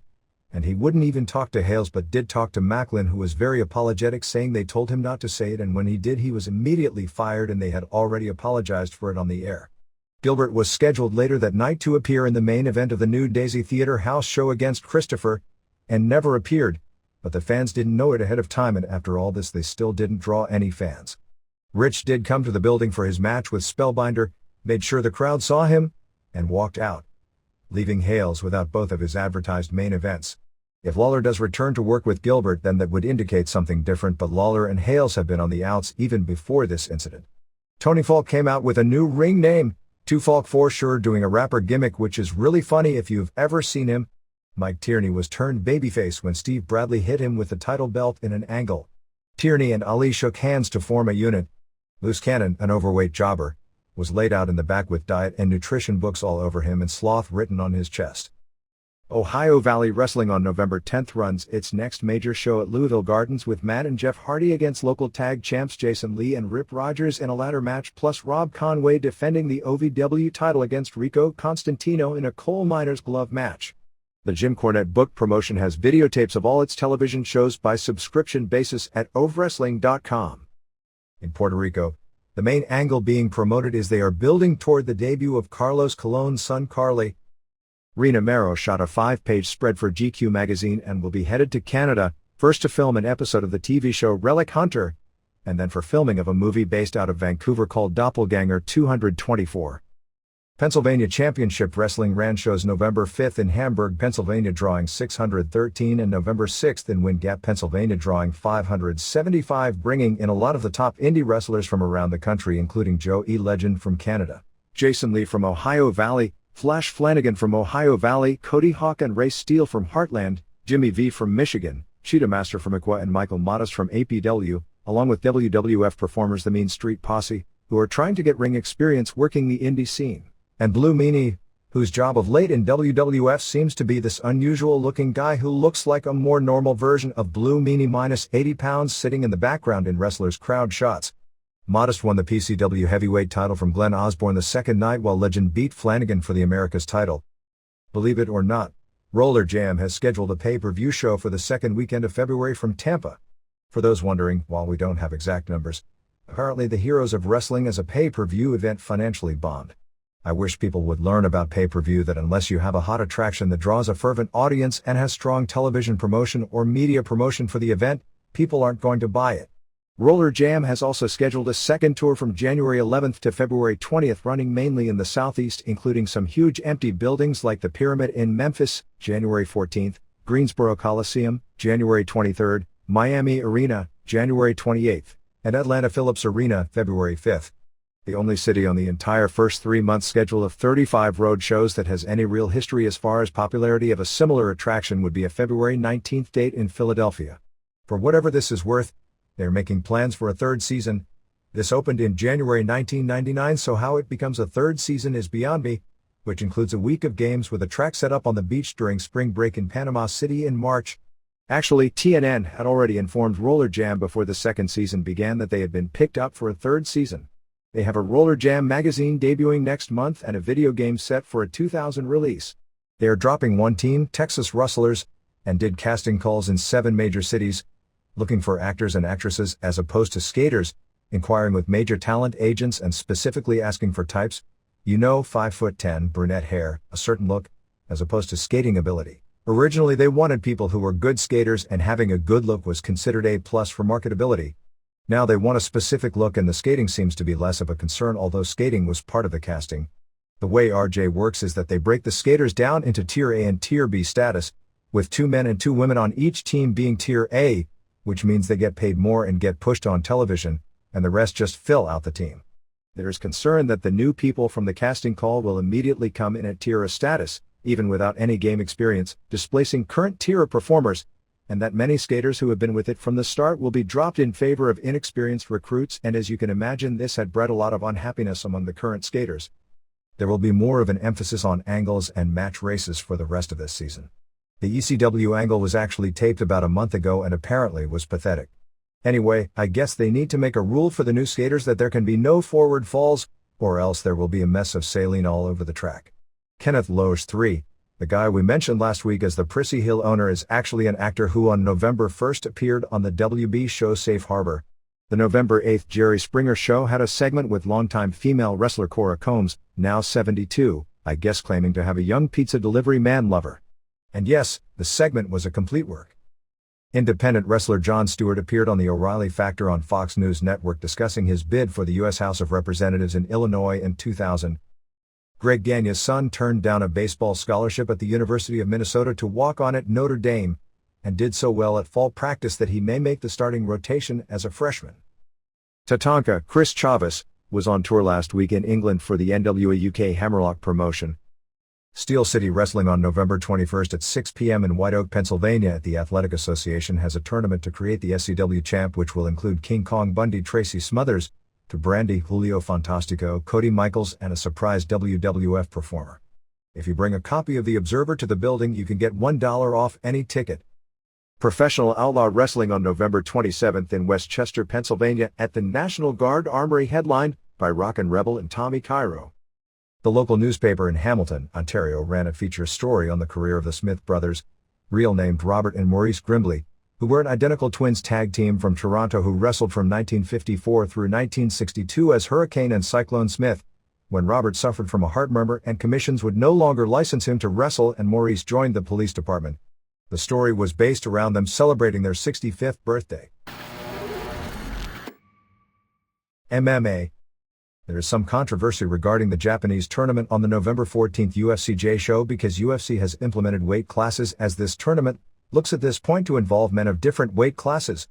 Ryu Takase was less than 170 pounds in his last UFC fight, and the size difference spelled the differences as he took a savage pounding from Jeremy Horn in what in hindsight was a very bad match to have on a show with the Nevada State Athletic Commission members there to research UFC. One of the men in the same tournament with him, Katsuhisa Fuji, is listed at 215 pounds. Ken Shamrock will be attending the show as Pete Williams second in his match with Kevin Randleman for the vacant UFC heavyweight title. The fight is going to be a tough challenge for Williams because Randleman is an excellent wrestler, like Mark Coleman, but doesn't figure to have the stamina problem, which led to Williams knocking Coleman out in the match that put Williams on the UFC map.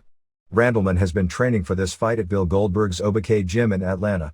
The booking plan now is for the Williams-Randleman winner to face the Tsuyoshi Kosaka vs. Pedro Rizzo winner early next year. Frank Shamrock, who was named by Black Belt magazine as its full contact fighter of the year, is also expected to attend the show, although his interview may not air on television, to announce that he would be on the second UFCJ show in February. Just 5 days before the show came the official announcement that Yoji Anjo, the biggest Japanese draw on the card, would not be competing due to not fully recovering from an injury and also because of a lack of an opponent. Reports are the show had an advance sale of about 3,500 tickets, which with the high ticket prices, $200 tops, was considered a good showing. It was officially announced that Naoya Ogawa won't be in the Pride show on November 21st at Yokohama Arena. The cover story they are giving is that Ogawa said since he couldn't get a match with either Nobuhiko Takada or Rickson Gracie, he wasn't interested in fighting there. K1 superstar Francisco Filho from Brazil won the 7th World Karate Championships at the Tokyo Gym. He went into the 32-man tournament injured, which is why he's not involved in this year's K1 Grand Prix tournament and is said to be competing at between 20 and 30%. He won 5 matches over the 3 days, defeated former champion Hajime Kazami in the finals. It was a very even match, declared a draw after 3 minutes and again after the first 2-minute overtime and again after the second 2-minute overtime. At that point they went to the weigh-ins, and Filio was 229 pounds while Kazami was 217. If there is a weight difference greater than 22 pounds after 2 overtimes can't declare a winner, that becomes the first tiebreaker in the event of a draw in the finals. Since there wasn't a great enough weight difference, they went to the second criteria, which was board breaking. Kazami broke 19 boards with 1 blow, but Filio topped it breaking 22 boards. In 1995, Kazami had beaten Filio in this same tournament. Masaaki Satake is claiming to have quit K1 and forming his own promotion and says he's interested in both Vale Tudo and pro wrestling and talk about challenging Mike Tyson, Rickson Gracie, and Naoya Ogawa. ECW. TNN show was pretty weak when it comes to hype considering it was 2 days before the pay-per-view. They only had 12 minutes of first-run wrestling on the show, limited to 1 match, but the show was entertaining because you don't get many 4-stars matches on TV. With nobody doing interviews for Awesome, he's not good enough to do them himself apparently, nor Tanaka, nor Taz, nor Sandman, nor Dreamer, the hype level for the main matches was lacking. The show opened with them replaying the Sandman angle. The rest of the first half of the show was doing an angle and interviews to build up the Baldies versus Axel Rotten and Balls Mahoney and New Jack. The Baldies were brawling in the ring with Axel and Balls. PN News came in as the new Baldy. New Jack came out with his weapons, but was cut off by a staple gun shot by Angel, which they sold pretty big as if he was stapled in the eyeball. The Baldies did a promo reminiscent of the early Dudleys. In fact, it's the exact same concept. After 30 minutes, they had the first match. Luckily, it was one of those unheralded excellent matches. You know, with guys who aren't over so it has no impact, but the match itself is out of this world. It was a 3-way, which is a lot harder to have a great match in, unless, I guess, Super Crazy is one of the 3. They had a girl dressed up like Spike Dudley in the crowd as Spike's groupie. They tried to push that Guido was 200 pounds. I don't know why they even waste their breath exaggerating that badly when anyone with one eye can see it's ridiculous. It all stems from the 70s pro wrestling mentality when nobody, no matter how tiny they were, was ever announced at less than 210, or 225 in some territories, pounds. Crazy is the most underrated performer in this country, but the other 2 more than carried their end of things. The show ended with a Pulp Fiction interview montage. They desperately need to keep Raven out of these because his delivery is either so good, or the others are so bad, that he overshadows everyone and when it's over he's the only one you remember. They were bleeping out every other word. In Simon Diamond's promo, they kept bleeping out Dick, which is the name of the character of his sidekick. Then again, the big dick jokes were done to death with Big Dick Dudley and it is like a 3-year-old idea trying to be redone. Fonzie's interviews in particular, when airing on TNN, I guess because it's a national deal, come off so minor league. He's kind of a cult character for the ECW audience, since they brought him in so smartly years ago with Mega Heat, and he's always been around since with Sabu and Van Dam, so people see him as a top manager. But when you're introduced to him cold in that position to a new fan, it makes the company look weak. Anyway, the only thing that got over was that they can't say Big Dick on TNN and that Raven is mad at Dreamer for bringing Sandman in as their 3rd man. Syndication was almost all repeated material, mostly from the same TNN show. Aside from a few new interviews, and it seemed like half the interviews on this show had just aired on TNN, the only thing that hadn't aired in the previous 2 weeks already was the annual November Rain video that Paul Heyman puts together on the final TV show before November to Remember, which was excellent. The opening video montage was 90% Rhino clips. There were no matches on the show, but they aired clips of the Sandman's return. Same clip as TNN show, the end of Sabu vs. Taz with the Van Dam angle, TNN the previous week, Baldy's angle, TNN previous night, and Tajiri vs. Lynn syndication the previous week. When they re-showed the Baldy's angle with New Jack and Balls and Axel, it was with the TNN commentary from the previous night, so on syndication there were all sorts of TNN references including the Gertner reference when he told a really lame pun, as PN News was getting beaten up by New Jack. He said that's all the news that's fit to print. The New York Times catchphrase, so to speak, he blamed it on the Roller Jam writers. ECW debuts in Atlanta proper on December 2nd with a show at the Tabernacle, a rock concert hall located near CNN Center. The syndicated show just picked up a strong local clearance in the market. Don Callis reached a verbal agreement with Heyman at the pay-per-view show.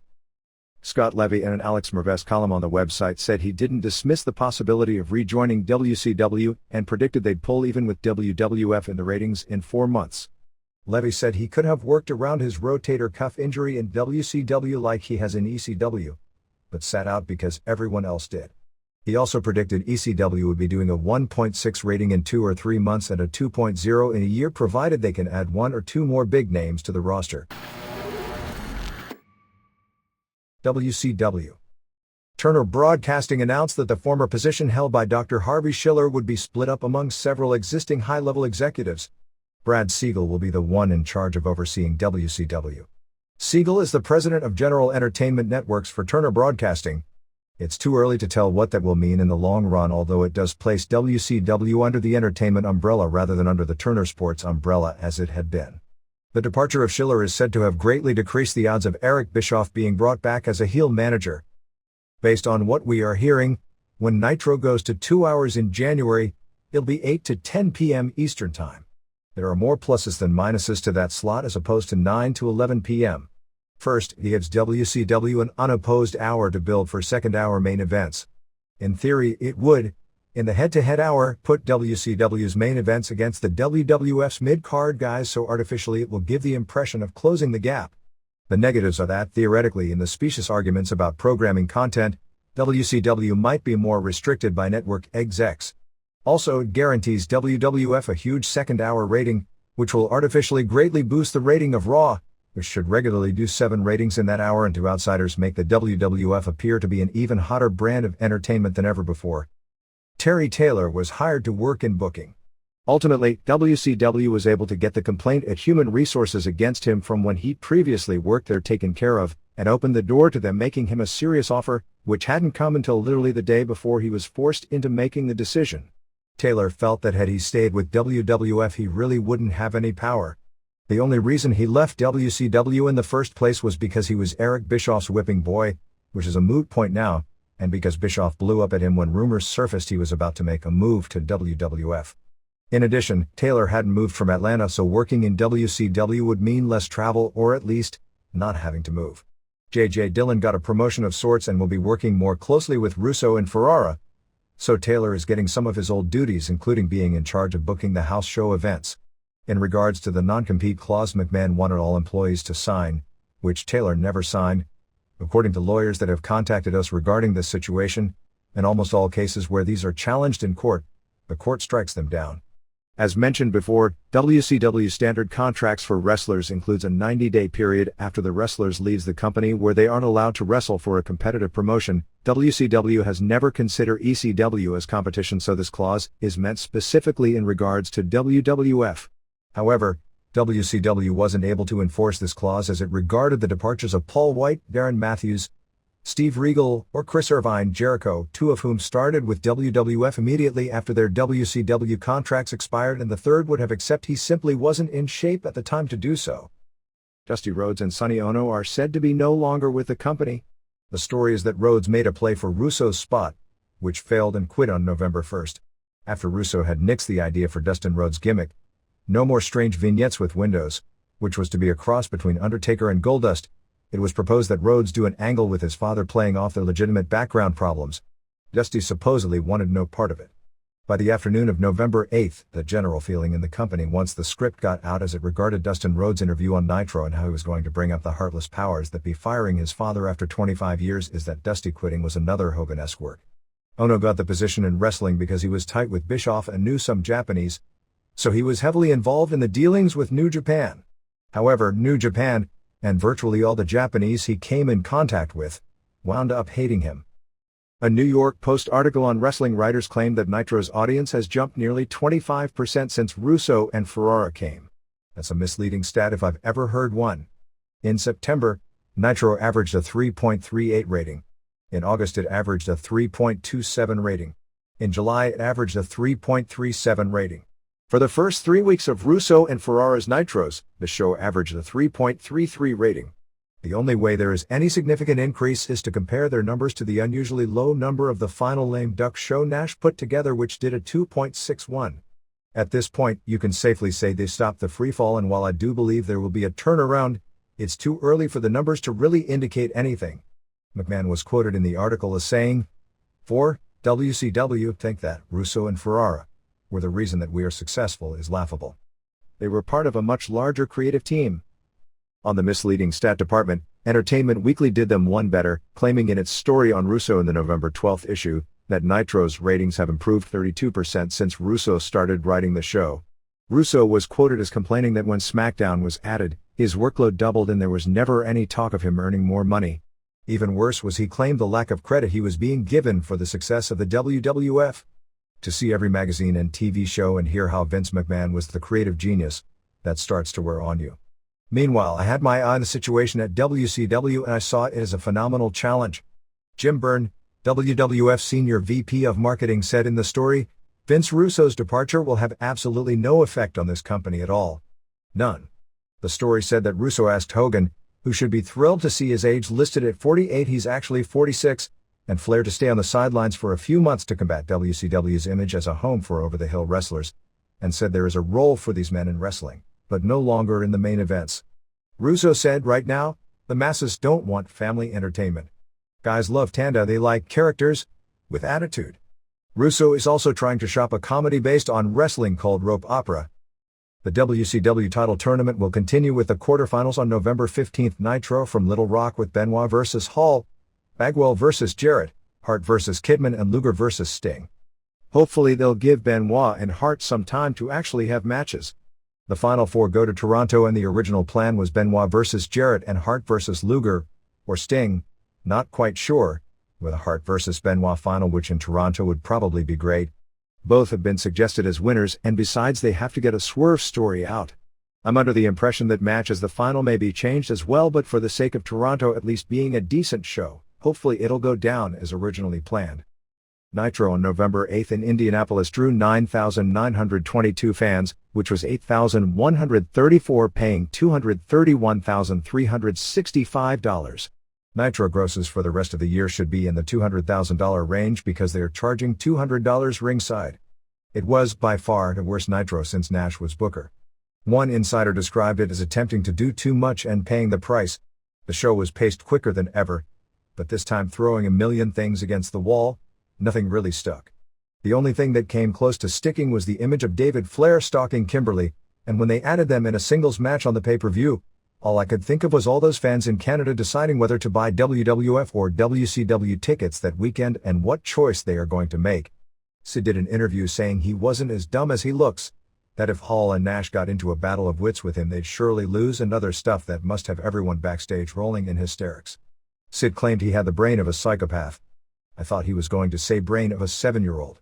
They aired a video of the Sid vs. Goldberg match with them splicing someone saying "I quit" to build up Sid vs. Goldberg in an "I quit" match in Toronto.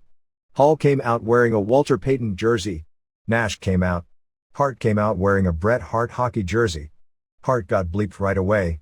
Sid starting beating on Hart when Goldberg made the save, with the Outsiders taking a powder and Goldberg spearing Sid.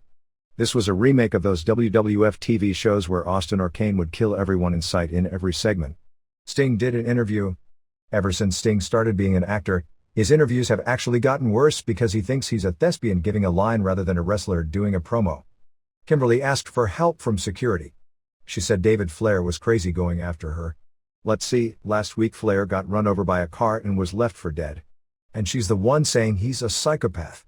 Sounds like some ex-girlfriends. By the way, those bookers who pay such great attention to detail not only forgot Flair was run over, as it was never mentioned during the show, but he came out without a scratch. Filthy Animals did an interview calling Asya a mutt. She's not a mutt because dogs don't need to shave. Revolution came out with Asya. If you look at Tori Wilson's facial expressions, looks, and demeanor at ringside, she's a dead ringer for a more fit younger Missy Hyatt.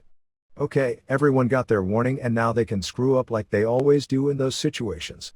Kidman beat Smiley in 2:11 when Knobs destroyed Smiley, who was wearing full hockey goalkeeper padding, with a hockey stick kept under the ring. Sting called out Luger. Liz came out, nearly tripping on the stage. Sting threatened to shake Liz up and down until her breasts fell out of her top until Luger came out. Luger said he wanted to make friends. Sting, now a complete babyface. Did I miss the turn? Only watch 100 hours of wrestling a week. Didn't fall for his best friend's plea and gave him the Tongan death grip and went back to his thespianism.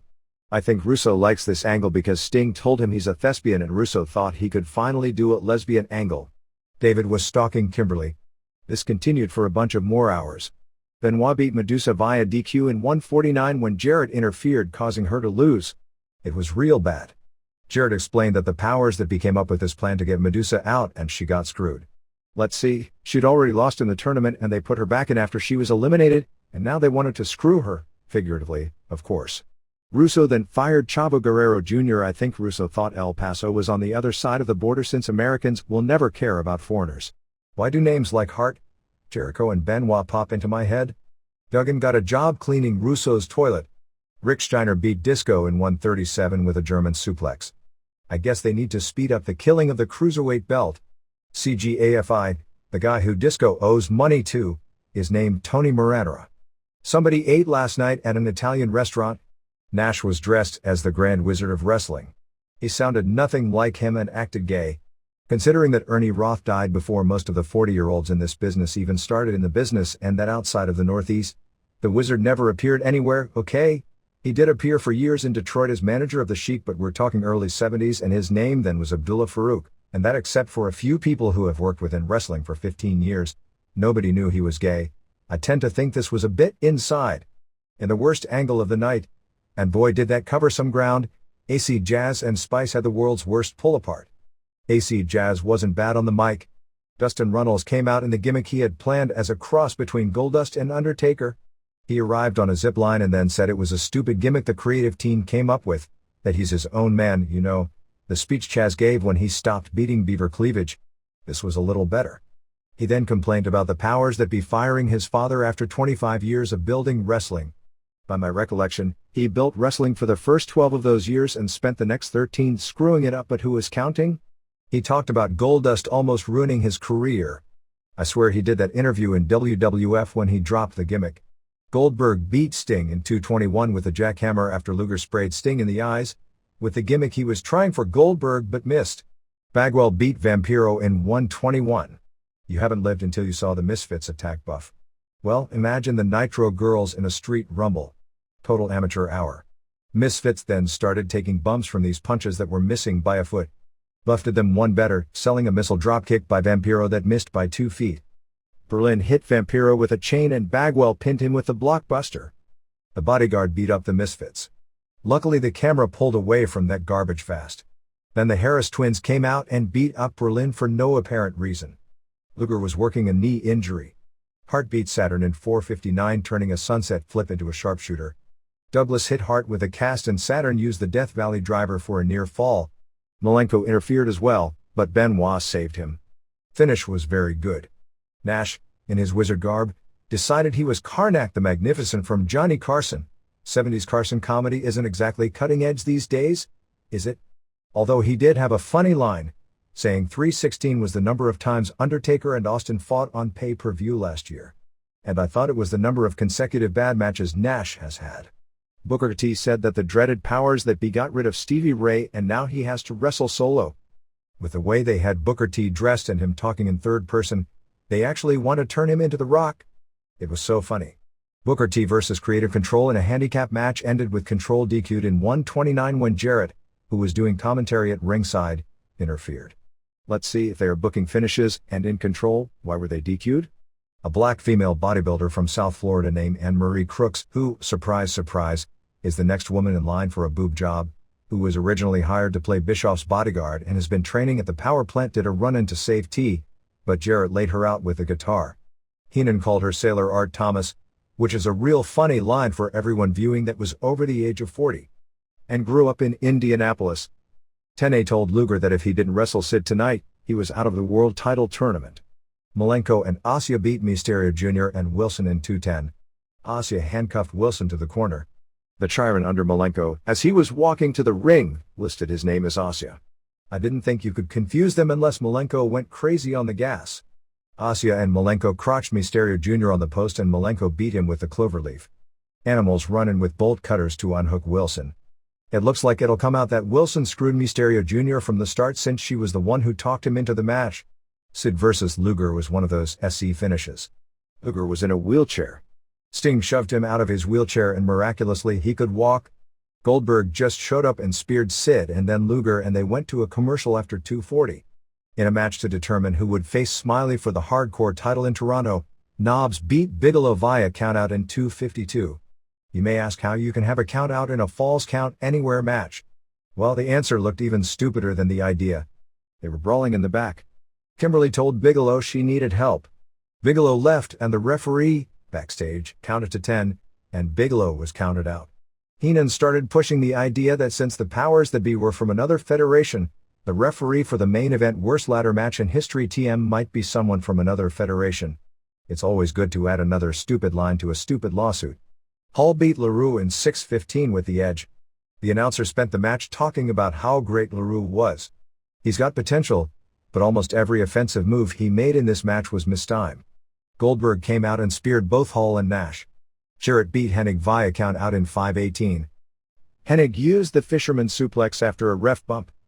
The Creative Twins attacked Hennig and dropped him on the table, which was supposed to break. It did break the second time. They pounded him into the ground right in front of the ref on the floor, who then counted Hennig out. Explain why the ref would DQ Control if they were sent by the P that B because he saw something illegal, but in this case, when he saw something illegal, he didn't call it because the P that B fixed the outcomes of matches. Bush should have watched this episode of Nitro straight through before he made those comments to Entertainment Weekly about them adding logic to the shows. Kimberly got in the ring since Flair was stalking her. As David came to the ring, Bigelow jumped him. Flair low-blowed Bigelow and got laid out with a tire iron. I think Bigelow needs to make some friends because his friends have no stroke. David wound up attacking Kimberly's car until Creative Control made the save. Finally, in the worst ladder match in the history of our great sport TM for the US title with Nash as ref, Hart climbed the ladder to get the belt, but Nash hit him with a pipe. While falling, Hart actually handed the belt to Nash, who then handed it to Hall, who is now the champ. Somewhere in there, Steiner was mad at Sid for something that happened on Thunder, never explained during the show, and since nobody watches Thunder, that was good for a lot of confusion, and interfered and was supposed to do a bulldog off the top on him. As was hitting on this show, the move missed badly. The name Ready to Rumble for the WCW movie involves striking a deal with the Buffer brothers, Bruce and Michael, since Michael has the phrase trademarked for commercial usage. The word is that WCW paid Michael $500,000 for his appearance in the movie, and the rights to use the phrase. So much for keeping the budget in check. After getting a second opinion, Mysterio Jr. was told he would definitely be needing knee surgery for the torn meniscus, which is why his match on Nitro with Malenko was kept so short. He's getting the knee scoped and is hopeful of being able to be back in the ring in 6 to 8 weeks, but he's going to try to work Nitros even sooner so as to keep his place in the storylines. Lots of the signs in the audience at the November 8th Nitro look to be planted. Lots of similar handwriting on signs that you wouldn't think fans would bring in different parts of the arena. After the past 2 weeks of Thunder, it seems pretty clear that Scott Hudson should be the regular host of Nitro. Quick report from the November 9th WCW Saturday night taping in Champaign, Illinois is that the next 2 weeks of shows are worth seeing. The names who were there worked really hard because everyone likes Jimmy Hart and wants to see the show succeed, and some of the power plant wrestlers with no names showed a lot of potential, with Kid Romeo being mentioned in specific. The Lenny and Lodi characters, which I guess some thought must have been given to reviving as Vince Russo on the WCW Internet Audio Show who at one point said they would be back, were dropped again. In Bret Hart's Calgary Sun column, he wrote about the death of race car driver Greg Moore. He noted, in what is a true story, that when he last talked with Moore in July he said just don't get hurt, which were the almost exact words he said to Owen when he decided to go back to WWF after the 1997 Survivor Series. He didn't write this, but there was substantial criticism of the way the race went on and of how ESPN covered the race in its commentary, with a lot of people saying the commentary strongly underplayed Moore's death as a story. ESPN did cancel a replay airing of the race. WWF did not cancel the first replay of Over the Edge, but did cancel all subsequent replays, never released the show on video, and has eliminated the phrase Over the Edge from its terminology. Hart also wrote about meeting the late Walter Payton, who did a pro wrestling appearance as a manager for Razor Ramon in a match against Diesel, and Shawn Michaels bumped for him at the 1994 SummerSlam show, at the Slammy Awards wrestling banquet before the 1997 WrestleMania in Chicago, and how he was booed and heckled by some wrestling fans, and Owen, among the wrestlers embarrassed by how the fans responded to a genuine sports legend, said to him that Walter Payton is just too good for this. Rath was given word on October 29 that he was being dropped from his $350,000 per year contract, but he was later told that it was one of those deals where they wanted to re-sign him for a lower amount.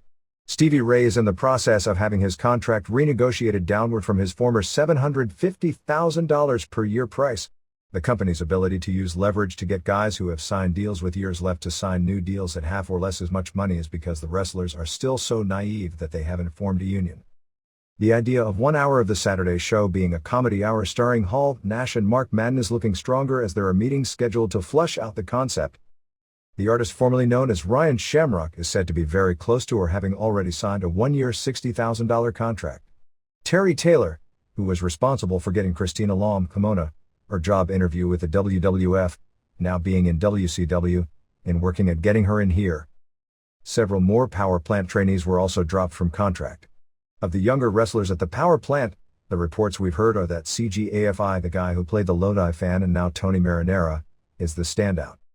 The amount of money Jarrett held WWF for on his last day was less than $200,000 but well in excess of $100,000, closer to the former than the latter. Jarrett refused to do the show and dropped the IC title to China unless he got what he perceived was all the money that would be due him, including pay-per-view payoffs for August through October and other income that would come later from merchandise and payoffs from house shows that he hadn't received up until that point. Jarrett and Jim Ross, after much haggling, agreed on a price. Actually, they agreed on a price. Then Jarrett threatened to pull out again and wouldn't do the match unless they upped the price, which the belief is was probably a higher number, significantly so, than he would have eventually received under normal circumstances, and wouldn't do the show unless he received a cashier's check in the amount before going on and dropping the title. In 1998, Jarrett earned $428,000 even though his downside guarantee was $250,000 and this year topped his $350,000 downside guarantee. True story. Hart was in England to promote Wrestling with Shadows and appeared on their version of MTV with a host who did no research when a caller asked Hart how he thought he compared with the all-time great legends of wrestling, Hulk Hogan, Ultimate Warrior and Earthquake. He rolled his eyes and got that watermark look on his face and asked the caller how he thought he compared with those three greats. The caller said he was up there, but Hogan was the greatest because he was 60 years old and was still wrestling. The Hall and Nash vs. Three Strippers match on October 25th, which got WCW its fair share of heat with the higher-ups, not to mention a lot of complaints from fans in Phoenix, also got a pretty significant photo spread in the October 28th Tokyo Sports. Apparently the blonde woman, I guess owing to what she does to get pops in her own form of entertainment, did some things unplanned and unexpected like rubbing Hall's face into her breasts. WWF Complete Survivor Series lineup is Kurt Angle vs. Shawn Stasiak. They debut Angle against the most boring wrestler in the promotion in a match actually designed to get fans to think Angle is boring to lead to his getting mad at the fans not respecting his talents and going heel. A one-fall match with Ivory and Jacqueline, and Luna and Terry Boatwright vs. Tori and Deborah and Moolah and Mae Young. Old-style Survivor Series 8-man elimination, matches with Godfather and D'Lo Brown and Headbangers vs. Dudleys and Acolytes, Val Venus and Mark Henry and Gangrel and Steve Blackman vs. Mean Street Posse and British Bulldog, Big Show and Sho Funaki and Takamichi Noku, and Blue Meanie vs. Prince Albert and Big Boss Man and Viscera and Midian. Let's see, Show's partners all get eliminated with a bunch of size jokes against little guys, then he beats everyone by himself except Bossman, Christian and Edge and Hardys vs. Hollies and Too Cool. Well, at least that guarantees one of these 8-mans will be good. X-Pac vs. Kane, New Age Outlaws vs. Snow and Mankind for the tag titles, China vs. Jericho for the IC title and the main event title match scheduled as a three-way with McMahon as referee. I guess for all the people over the years who were nostalgic for the old Survivor Series style of a show, unfortunately you're finally getting what you asked for. There should be at least 2 good matches on the show, but the bad ones on paper look really bad. Raw on November 8th drew a sellout 10,916 fans paying $265,785. The show sold out about 5 hours after tickets were put on sale months ago. Austin did an interview and called Vince out. Vince came out and said him hitting Austin with the belt on Raw was an accident. Vince's mic kept not working. Austin was amazing in his poise in handling the situation and wound up throwing a mic that didn't work into the stands. Lawler said it was an $800 mic and then McMahon claimed it was a $10,000 mic. Another mic didn't work later in this skit and Austin grabbed it and threw it into the stands. Rock and Triple H were out by the end of the segment, with McMahon announcing himself as ref. It should be noted Austin missed the weekend house shows with them announcing an injury. and then did nothing physical on this show. There have been reports of his bad neck being aggravated and that it could be serious, but he himself has denied those stories. Outlaws beat Snow and Mankind in 412. Venus came out to distract Mankind. Gunn hit Snow with a chair and dog pinned him. DX did an interview and Triple H pulled down his pants and showed his bare ass at 6:20 p.m. Pacific Time. Mankind and Snow did an interview with each blaming themselves for the loss. Venus beat Godfather via DQ in 1:30 when Mankind attacked Venus, shoving him off the top rope and brawling into the crowd. Godfather offered Venus his hose and Venus acted like he was going to accept, but then jumped Godfather. They announced the death of Paul White Sr. as they tolled the bell. Bossman came out and read a nasty poem. Bangers and Christian and Edge beat Bulldog and Posse in 157 when Christian pinned Pete Gas after his teammates dropped him on them. Gas looked horrible. They did a pull-apart after. Jericho did a promo at Beaver Stadium regarding China. Rock beat X-Pac in 554 with a rock bottom. They mistimed a low in the first 90 seconds but the rest was good. X-Pac looked real good, and also bled from the mouth. After a ref bump, X-Pac hit Rock with a chair to tease a near fall. After the match, Triple H hit Rock with a pedigree. Vince came out. After a bunch of talk in the ring, Rock recovered and laid Triple H out with a rock bottom and people's elbow. Chyna and Miss Kitty came out. Stevie Richards came out dressed as Elvis, singing really badly. This definitely makes the all-time bad highlight tape. Thankfully Jericho punked him out before he could drop the ratings another full point before the segment was over. Chyna and Jericho had a great pull-apart brawl after, although I'm not sure what battling evenly with Chyna does as far as the perception that Jericho is strictly mid-card, even if / when he does win the title. With all the pub, Mankind gave Snow head back. Kane beat Bossman via DQ in 256 when Albert interfered. Kane choke slammed Albert after and Bossman worked over Kane. Hollies beat Too Cool in 234. Crowd was dead but these guys are good. Bob pinned Scott Taylor after an Orange Crush bomb in 234. Acolytes cleaned out another bar when some fat drunks called them fake wrestlers who couldn't fight. Last time they did that they did $6,000 worth of damages to the place. This time looked almost as good. Finally, Triple H beat Test via count out in the title match in 1023. Shane, as ref, punched Triple H early. Vince was also interfering. Typical Triple H, very hard work, and the match has this eerie lack of hat. They brought up the Survivor Series of 1997 about 100 times in this 10 minutes. Triple H came off the barricade onto Test onto the announcer's table, but like WCW the table didn't break. Triple H used the pedigree but Shane wouldn't count. Triple H punched Vince and Shane both and clotheslined Shane over the table. Fans were chanting for Austin by this point. Vince hit Triple H with the belt but no ref to count. Finally Shane got in, but Triple H kicked out. Fans actually believed for a second Test could win. Test hit the meltdown but the video wall was on and they showed a woman about to be gangbanged, and Vince, Shane and Test thought it was Stephanie and they all ran out. I'm not sure how Test could be counted out by a ref who was with him, but that was the final verdict. SmackDown taping on November 9th in Baltimore drew a packed house. Angle pinned Stasiak to open the show. Steve Bradley won a squash. Gangrel pinned Papi Chulo. Headbangers beat Viscera and Midian and Julio Fantastico beat Rich Myers. SmackDown results were Bob Holly over Edge, Dudley's over D'Lo Brown and Godfather. Venus beat Bulldog via DQ. In a hardcore title match, Bossman pinned Farouk. Brian Christopher beat Jeff Hardy. Ivory and Satori in a women's title match. Main event was DX in an elimination match against Shane and Kane and Test and Rock with Austin as the enforcer around the ring, so again, he didn't take any punishment. X-Pac and Kane were both counted out. Dog pinned Shane. Gunn was DQ'd hitting Test with a chair. Rock pinned Dog and finally Test pinned Triple H, so Rock and Test were both left as survivors. Arnold Schwarzenegger was there to promote his movie End of Days. The feeling was that the same demo that his movies appeal to are the pro wrestling demos, so it was a nice promotional fit. The deal was made for a one-time appearance. He did color commentary and got physical punching. Triple H McMahon presented him with a replica WWF title belt.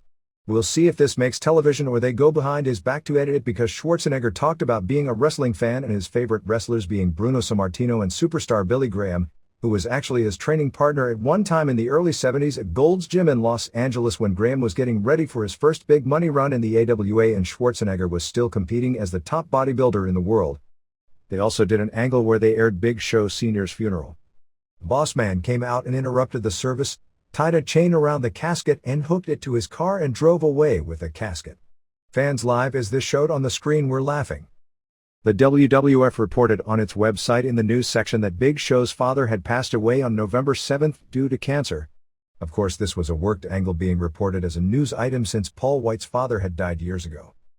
Arnold Schwarzenegger's appearance at SmackDown airing on November 11 was largely to promote his movie, since the feeling was both his movie and WWF appealed to the same teenage male demographics. It is considered to almost certainly be a one-time thing and not something to build up an angle for a major show. The reason orders of the Mick Foley book through Amazon.com have been slow in arriving is because their copies are all sold out and they are awaiting a new shipment. Officially, the book's first week on the New York Times bestseller list was in the November 7 issue, and it was number 3 among nonfiction books, and it is expected to be number 2 in the November 14 issue. There are reports that by the November 21 issue it may be number 1. Most bookstores grossly underordered, and the book is sold out in a ton of places, and in many parts of the country it is next to impossible to find a copy. They already have to do a major reprinting.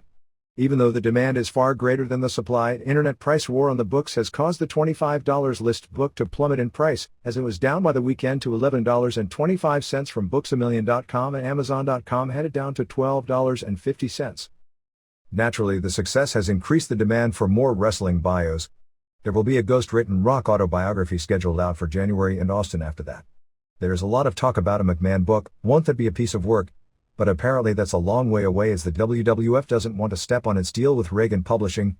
It wouldn't be surprising for that to be written into the detail, as those things aren't unusual in that kind of a business. But I have no knowledge whether that is the case or not, and put any new books on the market which would be considered competition until the 3 contracted books have had a shelf life. They are doing TV tapings on both November 29 and November 30 at the new Staples Arena in Los Angeles, and then at the Pond in Anaheim, in the same TV market, and both shows are already sold out, which is a real strong sign about the current state of the business. On the same tour, they are also running November 26 in San Jose and November 27 in San Francisco, which are also both in the same television market. It was considered a business no-no to schedule like that, but it's been proven in the New York market, where they've run all 3 major arenas consecutively and drawn 3 sellouts, that the house show business, particularly when TV tapings are involved, is strong enough to where the demand by consumers for house shows is far greater than the supply of shows in most markets. Jim Neidhart actually received 2 contracts from the WWF. One is a typical wrestling booking contract, and the other is a big money contract to be talent coordinator of a new promotion based in Memphis. Rolling Stone magazine is doing a pro wrestling issue probably for its February 2000 issue. Among the stories will be features on Mick Foley, wrestling groupies, and an expose of how moves are done to protect each other. Alex Merves, who saw all 3 A and E bios that air November 15 to 17, Austin, Owen Hart and Foley, reported that all were good and rated them in order. Hart is clearly the best, followed by Foley and then Austin. The WWF, which had influence on the Austin and Foley pieces, they didn't cooperate with the Hart piece, which is probably why it was the best of the 3, made both interesting, as each man's WCW career was strongly downplayed. The WWF The Music Volume 4 went platinum in its first week of release. The Billboard charts aren't out until after press time, but early returns from Warehouse and Sam Goody's indicate it should debut around number 4 on the charts, which is considered nothing short of phenomenal. Volume 3 peaked at number 10, but that wasn't until several weeks after its release and didn't debut with anything even remotely close to the first week this one did. Added notes on the November 4 SmackDown show. They opened the show ripping on Walmart for pulling the Snow dolls off the shelves. Lawler said it's only going to make Snow more money because it'll become a collector's item. Due to the pub, the doll, which obviously wasn't a bestseller, apparently increased sales during the week in stores that hadn't pulled it. Unfortunately, the pub turned out to be negative in the long run, because several major chains followed suit, including Kmart and Toys R Us. By Sunday, the WWF had publicly changed its strategy, which leads one to believe they had gotten word that Walmart was rethinking its decision. On SmackDown, Lawler had heavily knocked Walmart and even said how Walmart hasn't been the same since Sam Walton died. By Sunday, WWF announced praised Walmart for doing the responsible thing because of the pressure, and instead put all the heat on the professor from Kennesaw, Georgia, whose complaints to Walmart started the ball rolling.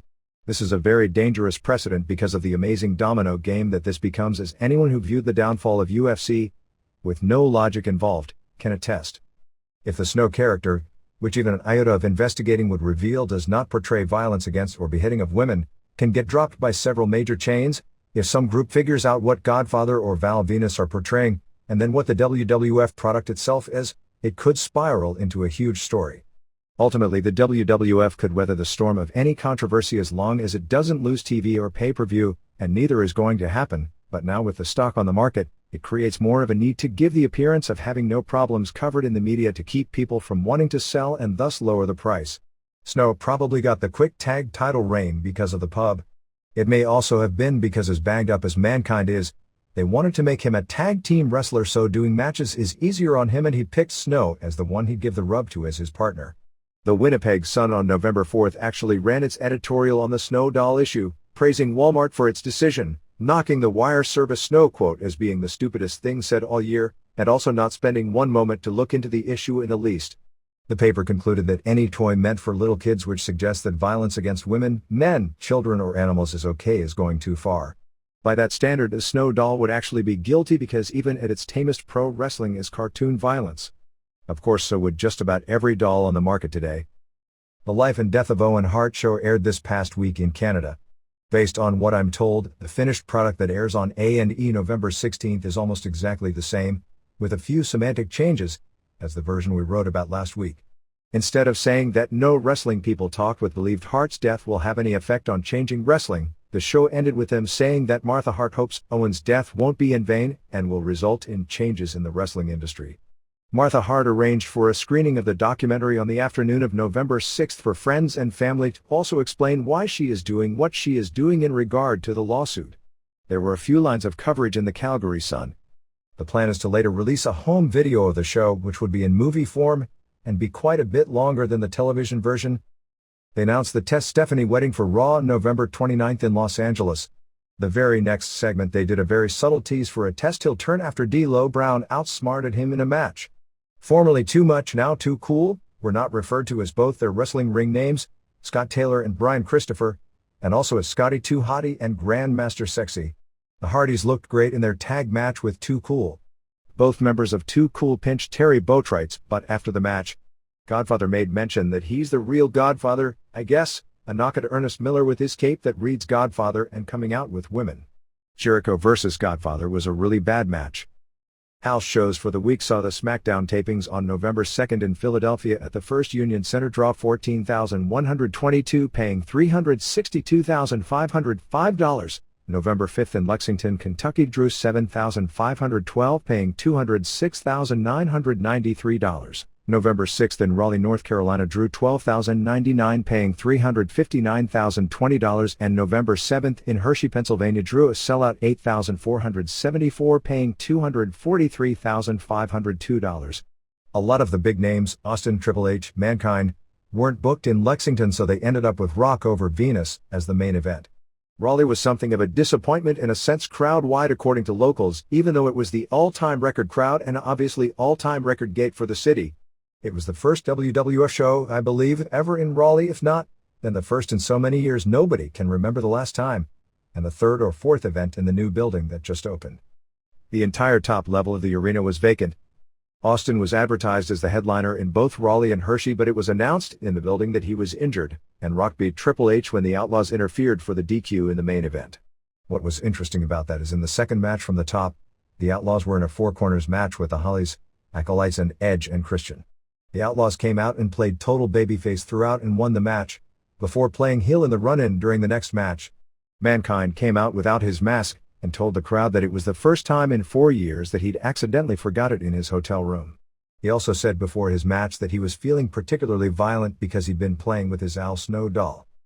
Merchandise figures from November 2nd through November 8th was $352,264 or $6.63 per head. We left out the merchandise figures for last week. For the house shows from October 26th through November 1st, the total was $340,356 or $8.73 per head, which was the best week for merchandise since the boom merchandise period from early 1998 ended. Overall, when it comes to WWF merchandise, this past week notwithstanding, there is a strong upward trend. We had incorrect results from the October 31st show in New Haven. The actual results were Godfather over Viscera, Brown over Blackman, Show double countout Bossman, Hardys and Edge and Christian over Dudley's and Joey Abs and Rodney, Venus pinned Snow, X-Pac pinned Kane, Bulldog pinned Test, China pinned Jericho, a 44 seconds match, Holly's over Acolytes and Outlaws in a three-way for the tag titles, and Rock over Triple H via DQ when DX interfered. Chyna filmed an episode of Pac Blue for an early 2000 air date where she got to beat up on the male police officers. The odds of Vince McMahon starting an NHB promotion in Japan are the same as the name of the song Vince comes out to on television. There has been very preliminary talk in the past of McMahon doing an NHB company in the United States, but with his schedule as tight as it is, nothing serious has come of it at this point. Basically, the only talk was a meeting months back with Ken Shamrock and Barry Bloom, and there hasn't even been another meeting with anyone about it.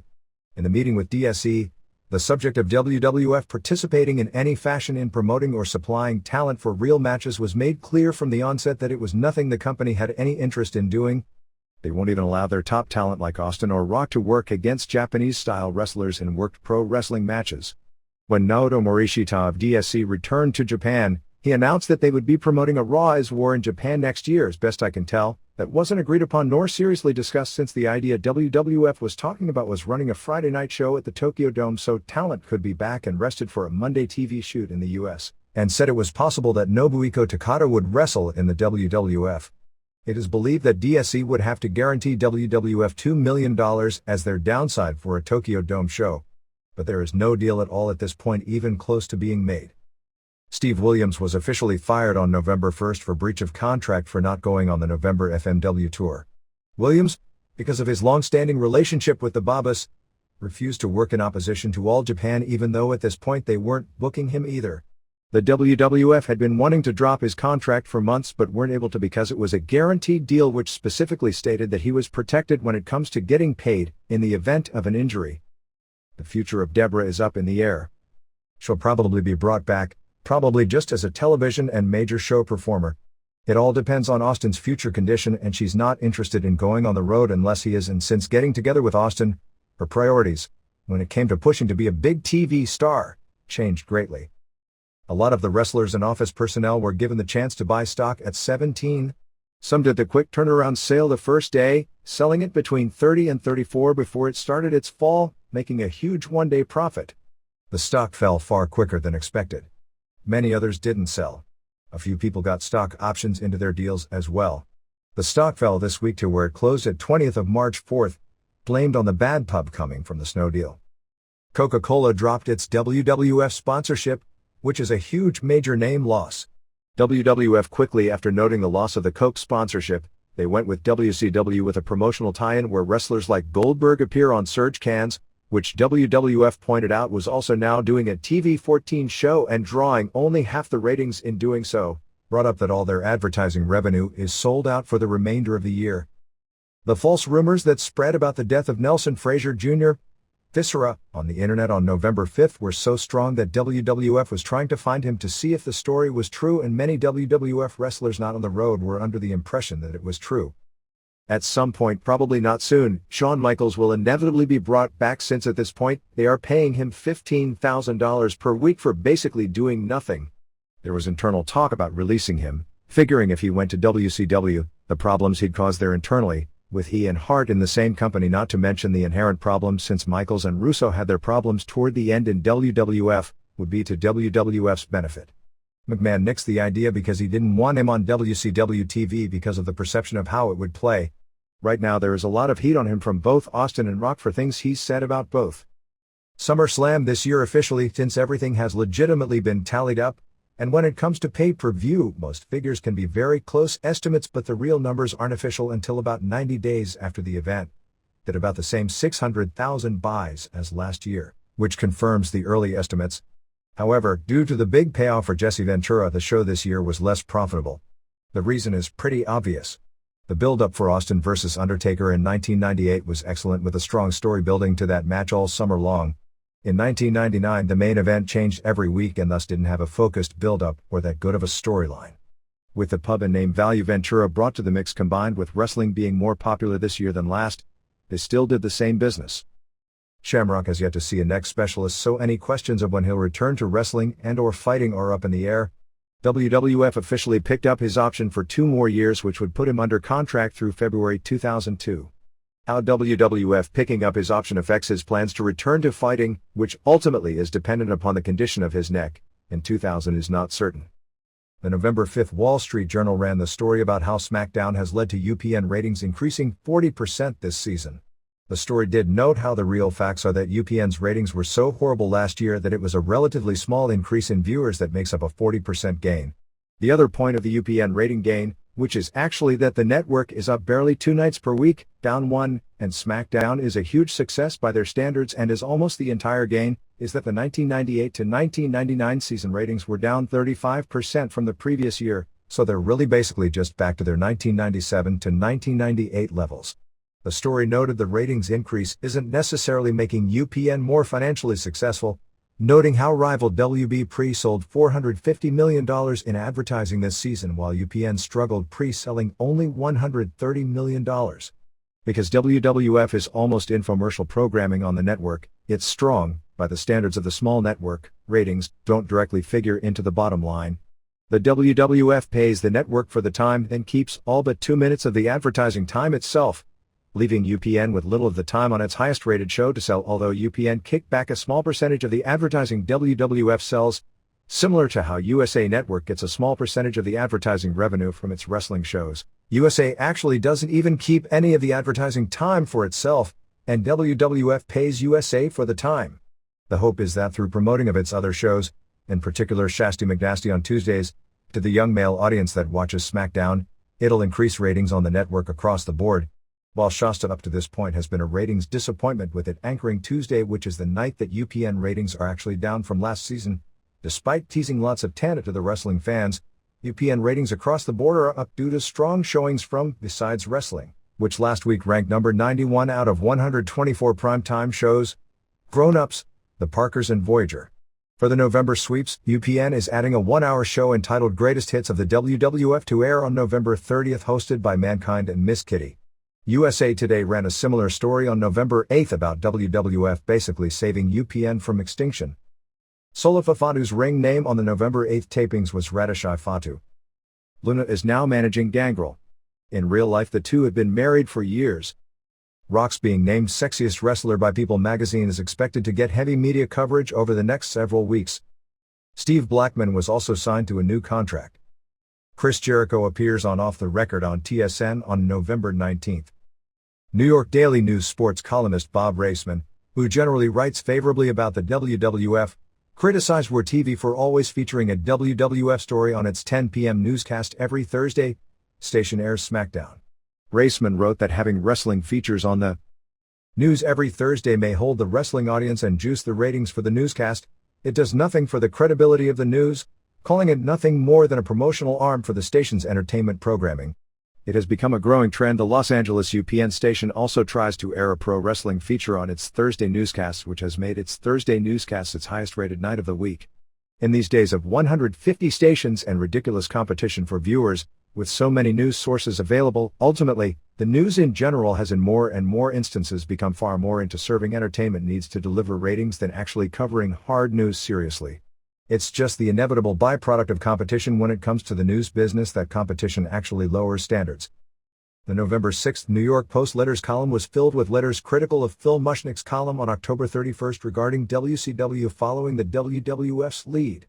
One letter was about wrestling leading to injuries, with the defense saying that people get hurt in the NFL while wrestling is fake. A letter, by longtime Observer reader Jeff Bookantz, asking why Mushnick writes about wrestling because it's not a sport and points to the advertising for strip clubs in the Post. One saying that compared with the Brady Bunch, Ally McBeal seems like porn. One saying WWF and WCW wouldn't show what they show if society didn't demand it, and one who thanked him for exposing the hypocrisy and lack of morality that exists in sports today. After rereading the Mushnick article that led to these letters, not one thing in any letter with the exception of the fact it used the word porn twice in the article was a point, and even that is a stretch to even call it a point, that had anything to do with any of the content or points in the article. The November 2nd Philadelphia Daily News ran a cover story about draws and injuries in pro wrestling, and kids getting hurt imitating wrestling. There was nothing new brought up in the stories that you haven't already heard, nor were the stories particularly good, but they did mention injuries in the ring to the likes of Austin Bagwell, Jerry Saggs, Stevie Richards and Davey Boy Smith, and the death of Hart. The readers' pages. Russo. Ever since the new creative team at WCW came into control, there has been a marked improvement. I no longer have such a strong urge to change the channel. I agree that the younger wrestlers are in desperate need for exposure and are the key to solving the current dilemma. My problem is the established crew of wrestlers. Their roles and storylines seem confused and muddled, and it just isn't working. It's so obvious the Sting heel turn was a grave mistake. Now he's struggling to sell himself as a heel. Struggling is the correct description. It's obvious Steve Borden isn't thrilled with the role, and every time he's in front of a camera it's a real test for him to play heel. Lex Luger is really believable as a heel, but he seems to be trying too hard to sell himself. His involvement with Elizabeth is holding him back. Other than a piece of eye candy, what purpose does she serve? Bret Hart seems to be running around getting injured, and it's getting too predictable for my taste. I feel the company is wasting this man's talent. He's forever hobbling around with a bad ankle, knee, whatever. It's redundant. The outsiders are having a tough time. I used to enjoy watching them, and they used to make me laugh with their antics and grab my attention with their ring work. Just looking at them today makes me cringe. When was the last time either of them had a good wrestling match? They haven't even had a good storyline. Scott Hall looks like he's walking around in a haze and doesn't look in good shape. He seems to just be going through the motions. Kevin Nash used to be a force with personality and stage presence. Lately he's lost his edge. His bleached hair makes him look like a Hogan wannabe, and he looks out of shape. His superiority act makes him look silly. And the recent skits with these two playing drunk is lame. Hulk Hogan and Ric Flair are icons. Pro wrestling wouldn't be where it is today without their two personalities. However, at some point there comes a time when the word retirement should be considered and stuck with. Pro wrestling can't continue to thrive if the younger generation isn't given time to shine. Egos are difficult to keep in check, and it's difficult to realize that being past your prime doesn't mean you can't have some other role in this business. It just means you can't continue to get all the attention you are so used to receiving. WCW is slowly getting out of the corner it painted itself in. In the process of doing so, I hope they don't forget the established stars. Pushing the younger wrestlers is expected, but allowing the established stars to fall by the wayside in this manner will ultimately make this process of revitalization a double-edged sword. Regina Weyerbicky. Garden City, New York. ECW. There are a couple of race horses named after pro wrestlers. A 2-year-old who has won a couple of races at the Meadowlands in New Jersey is called Chief J. Strongbow. That's the spelling because I think there is a limit on the number of letters in a racehorse's name. There is another 2-year-old named Ultimate Warrior, who run in a couple of $100,000 races in Kentucky. Unfortunately, his running style was identical to his namesake. He could run hard for the first 30 seconds, but then he'd blow up. One difference. I'm sure if he was put on television, the horse would be able to cut a more coherent promo. In retrospect, I think one of the things that hurt, or at least didn't help ECW on TNN, was showing the return of Raven. There was a great pop in Queens, and it played great on the syndicated television show. But to people just discovering ECW for the first time on TNN, Raven is a mid-card or lower gimmick who was being cheered like he was the second coming of Steve Austin. Throw in the Bush League-looking venue and new viewers couldn't have been impressed by the promotion. Sandman got an even bigger pop than Raven on his return. It played great in the universe of ECW marks that chant you sold out and then welcome back. But on TNN it's a guy who hit .350 in Columbus, gets called up by the Yankees and hits .190 in the big leagues and got sent back to Columbus. The fans in Columbus are happy to have him back. In New York, they don't miss him. And nationally, on television the fans cheering him in Columbus look like rubes. Bob High. San Marino, California. Whether it's the clash of titans in the ring or the drama that unfolds outside it, we're here to break it down, match by match, feud by feud. Remember, in the world of wrestling, every day is a battle, and every victory is a story waiting to be told. Until next time, keep the passion alive, and never stop wrestling with the possibilities. This is the Pro Wrestle Machine.